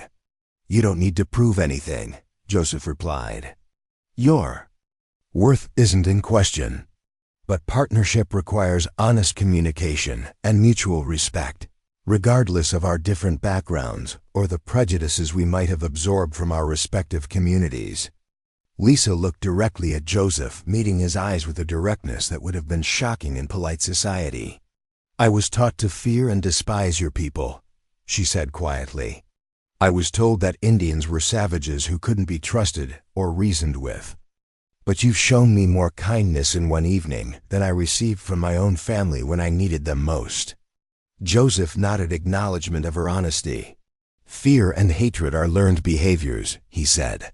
They can be unlearned when we choose to see people as individuals rather than representatives of groups we've been taught to distrust. Emma watched this exchange with growing wonder at the transformation taking place before her eyes. Lisa Montgomery, who had crossed the street to avoid speaking to Emma after her pregnancy became known, was now sitting in an Apache man's cabin, accepting his hospitality and acknowledging the moral superiority of someone her society considered subhuman. Tomorrow we'll assess your horse's condition and decide what can be done, Joseph continued. If the animal can be saved, you'll have options for travel when the weather improves. If not, we'll need to make other arrangements. Lisa nodded gratefully. Whatever you think is best. I trust your judgment completely. The phrase would have been shocking in any other context. A white woman declaring complete trust in an Apache man's decisions about her welfare. But in the warm circle of firelight, with snow piling deeper outside and the promise of shelter through the dangerous night, it seemed like the most natural thing in the world. Emma showed Lisa to the small storage room that Joseph quickly converted into sleeping quarters, providing warm blankets and a basin for washing. As they prepared for bed, Emma found herself marveling at the strange turns that had brought 2 pregnant women to find sanctuary with a man their society had taught them to fear. Emma, Lisa said quietly as they said goodnight, I know I can never make up for the way I treated you when you needed friends. But I want you to know that I understand now what real friendship means. It's not about social convenience or maintaining appearances. It's about standing by people when they need you most. Emma squeezed her friend's hand. "We're both learning a lot of things we were never taught in polite society," she replied. "Maybe that's what we needed all along, the chance to discover who we really are when all the social pretenses are stripped away." That night, as wind howled around the cabin and snow continued to fall, Emma lay in her bed thinking about the remarkable day that had brought Lisa Montgomery back into her life. The woman who had once abandoned her out of social fear was now sharing her exile, facing the same uncertain future with the same combination of courage and desperation. But more than that, Emma was struck by Joseph's immediate and unquestioning acceptance of another person in need. He had opened his home to someone who represented everything his people had suffered at the hands of white society, offering protection and partnership without demanding gratitude or acknowledgement of past wrongs. Emma was beginning to understand that Joseph Blackhorse wasn't just different from other men in his gentleness and wisdom. He was fundamentally superior to them in his capacity for forgiveness and his commitment to treating every person as worthy of dignity and respect. The first signs of spring came early to Pine Valley that year, with patches of bare earth appearing through the snow and the sound of running water growing stronger as the mountain streams swelled with snowmelt. Emma stood at the kitchen window, her hand resting on her now prominently rounded belly, watching Joseph repair the winter damage to the chicken coop with his usual methodical precision. The baby had been active all morning, responding to the warming weather with kicks and turns that reminded Emma constantly of the approaching day when her child would finally arrive. Lisa had adapted to mountain life with remarkable resilience, her initial fear and desperation transforming into genuine contentment as she found purpose in their small community. The two women had grown closer than sisters during the long winter months, sharing fears and hopes with an honesty that their former lives had never permitted. Lisa's pregnancy was now obvious as well, her condition a source of quiet joy rather than the shame and terror that had driven her to seek refuge in the wilderness. Joseph moved between the two women with thoughtful consideration, adjusting his daily routines to accommodate their changing needs as their pregnancies progressed. He had carved cribs for both babies, constructed additional storage for the supplies they would need, and spent hours reading medical texts to prepare for the possibility of complications during delivery.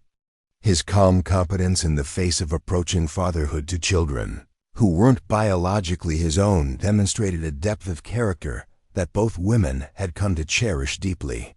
The peaceful rhythm of their days was interrupted by the arrival of an unexpected visitor on a warm afternoon in early March.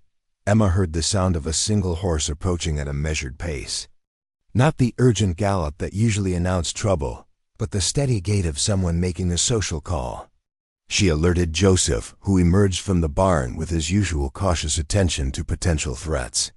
The rider who appeared at the edge of their clearing was unlike anyone Emma had expected to see in Pine Valley. Father Miguel Santana was the Catholic priest from the Mission Church in Millerville, a man in his 50s whose reputation for compassion and practical wisdom had earned him respect throughout the mountain communities. He rode alone, without the armed escort that usually accompanied visitors from the outside world, his presence both surprising and somehow reassuring. Joseph greeted the priest with respectful caution, clearly uncertain about the purpose of this unexpected visit. Father Santana dismounted with the stiff movements of someone unaccustomed to long rides, his weathered face creased with what appeared to be genuine concern rather than judgment or hostility. "Mr. Blackhorse," the priest said in accented English, his voice carrying the warmth of someone accustomed to dealing with people in crisis. "I hope you will forgive this intrusion. I have traveled here at the request of someone who is concerned about the welfare of two young women who may be under your protection." Emma felt her stomach clench with anxiety as she wondered who had sent the priest and what his true intentions might be.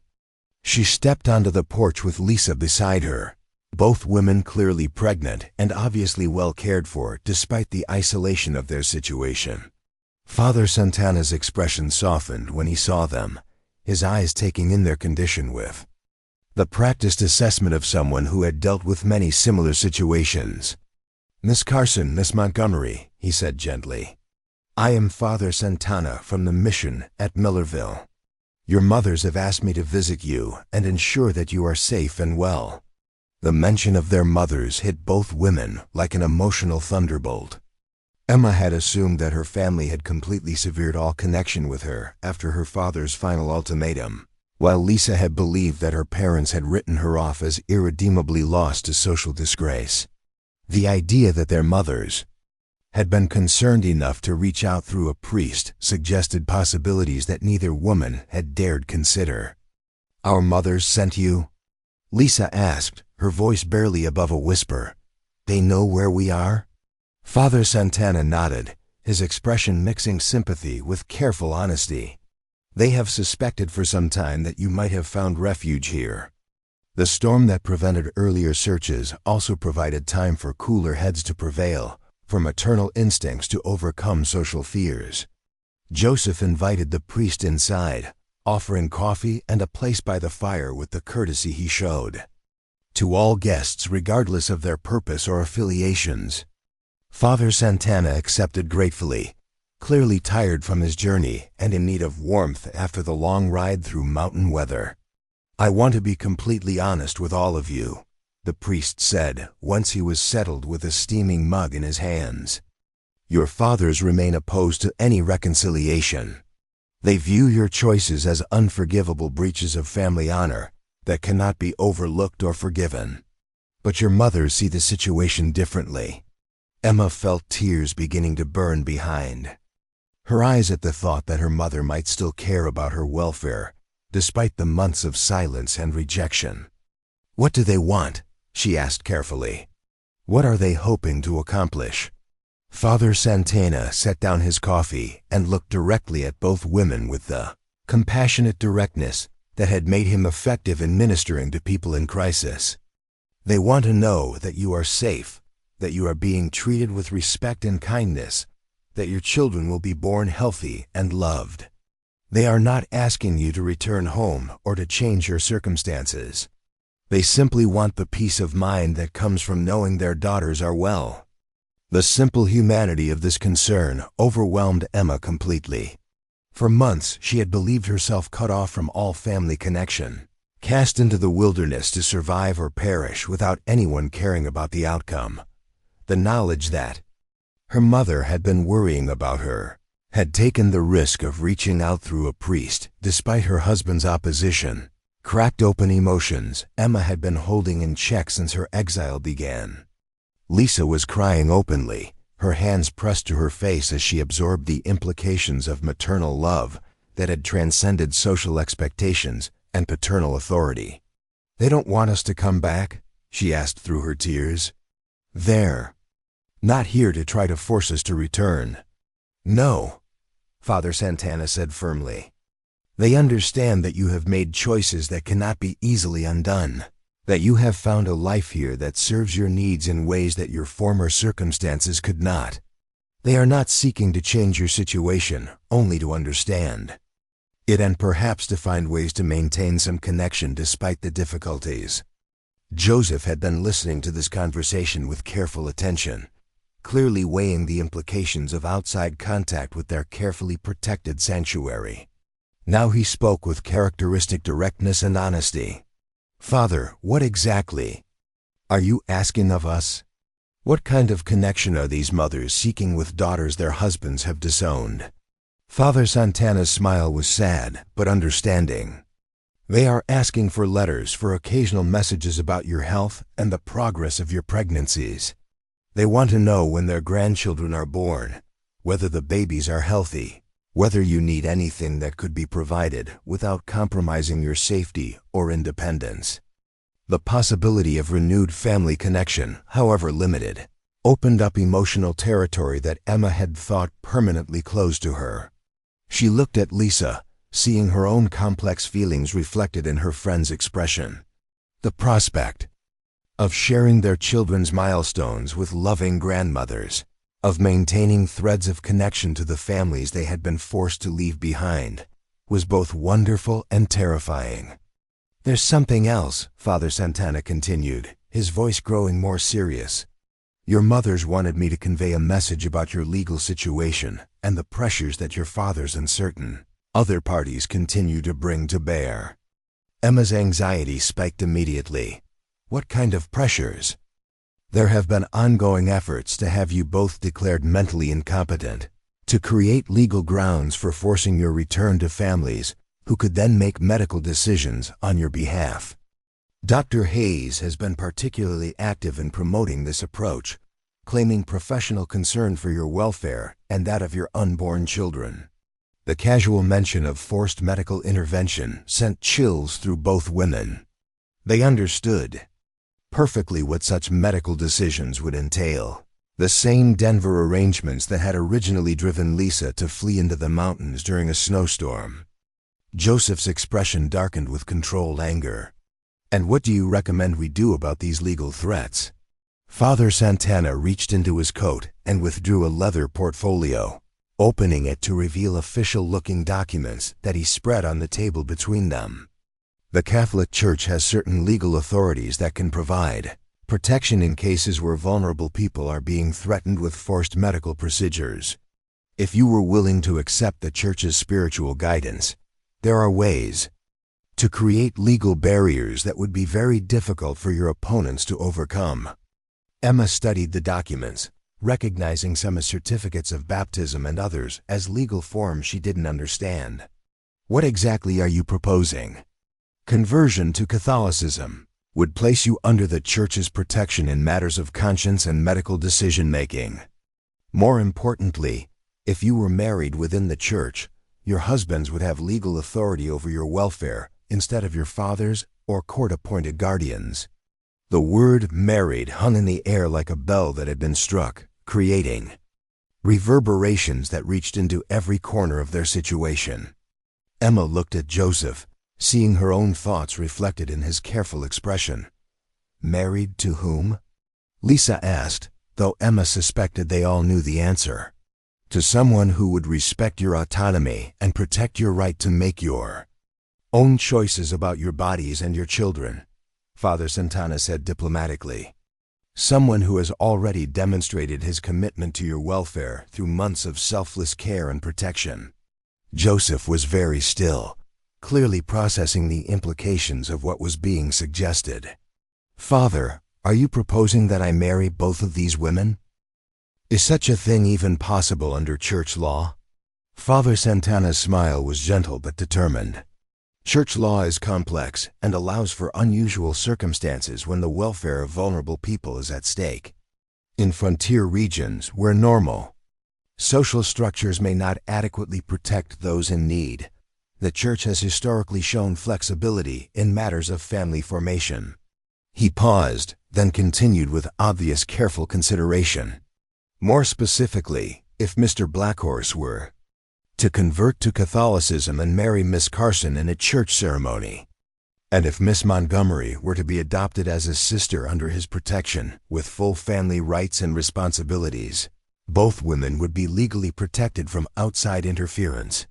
Emma felt her pulse quicken as she absorbed the creative solution Father Santana was proposing.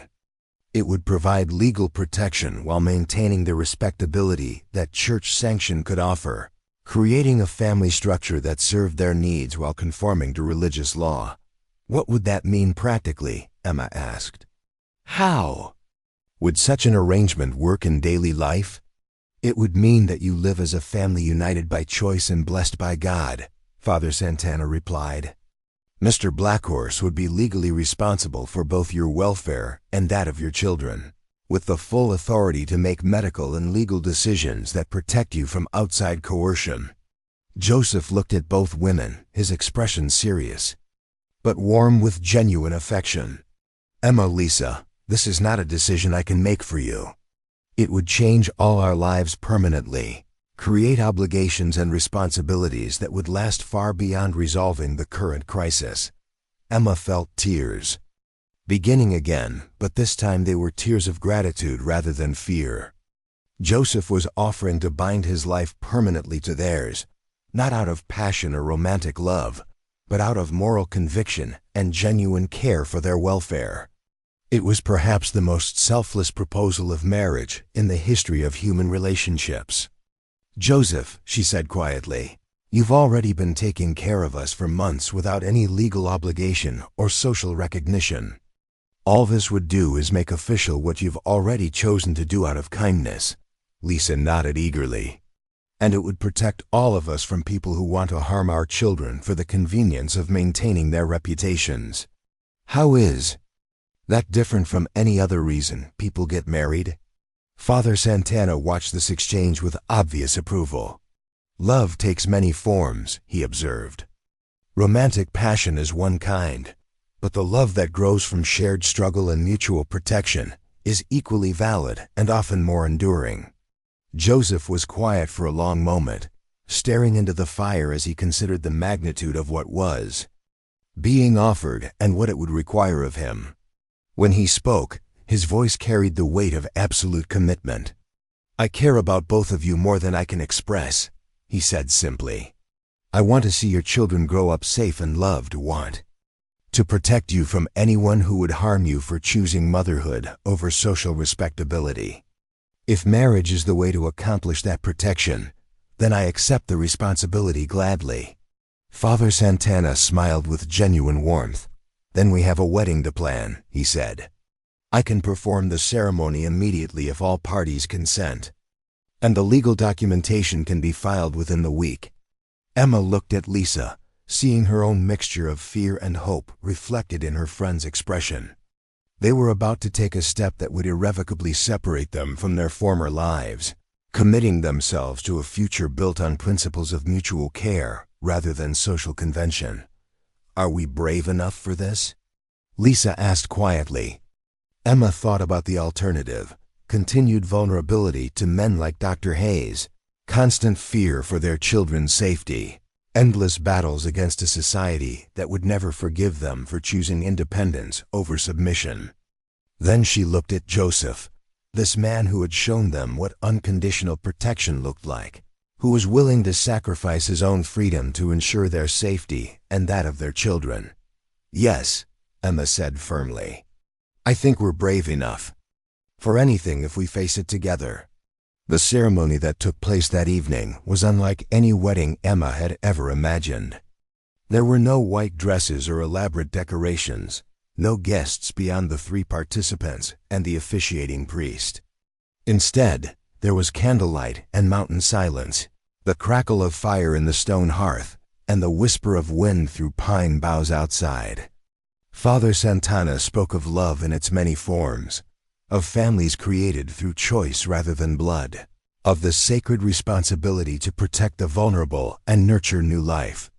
Joseph repeated vows that promised protection and partnership rather than passion, while Emma pledged loyalty and shared commitment to building something beautiful from the wreckage of their former lives. When it was finished, they were no longer 3 isolated individuals fighting separate battles against social rejection. They were a family, bound by law and blessed by God, with the legal standing to protect themselves and their children from anyone who would harm them. That night, as Emma lay in her bed listening to the familiar sounds of the mountain settling into darkness, she felt a peace she had never known before.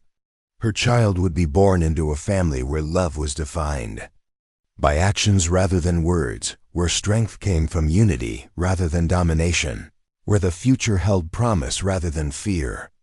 Outside, the spring wind sang through the awakening forest, carrying with it the scent of new growth and the promise of summer warmth.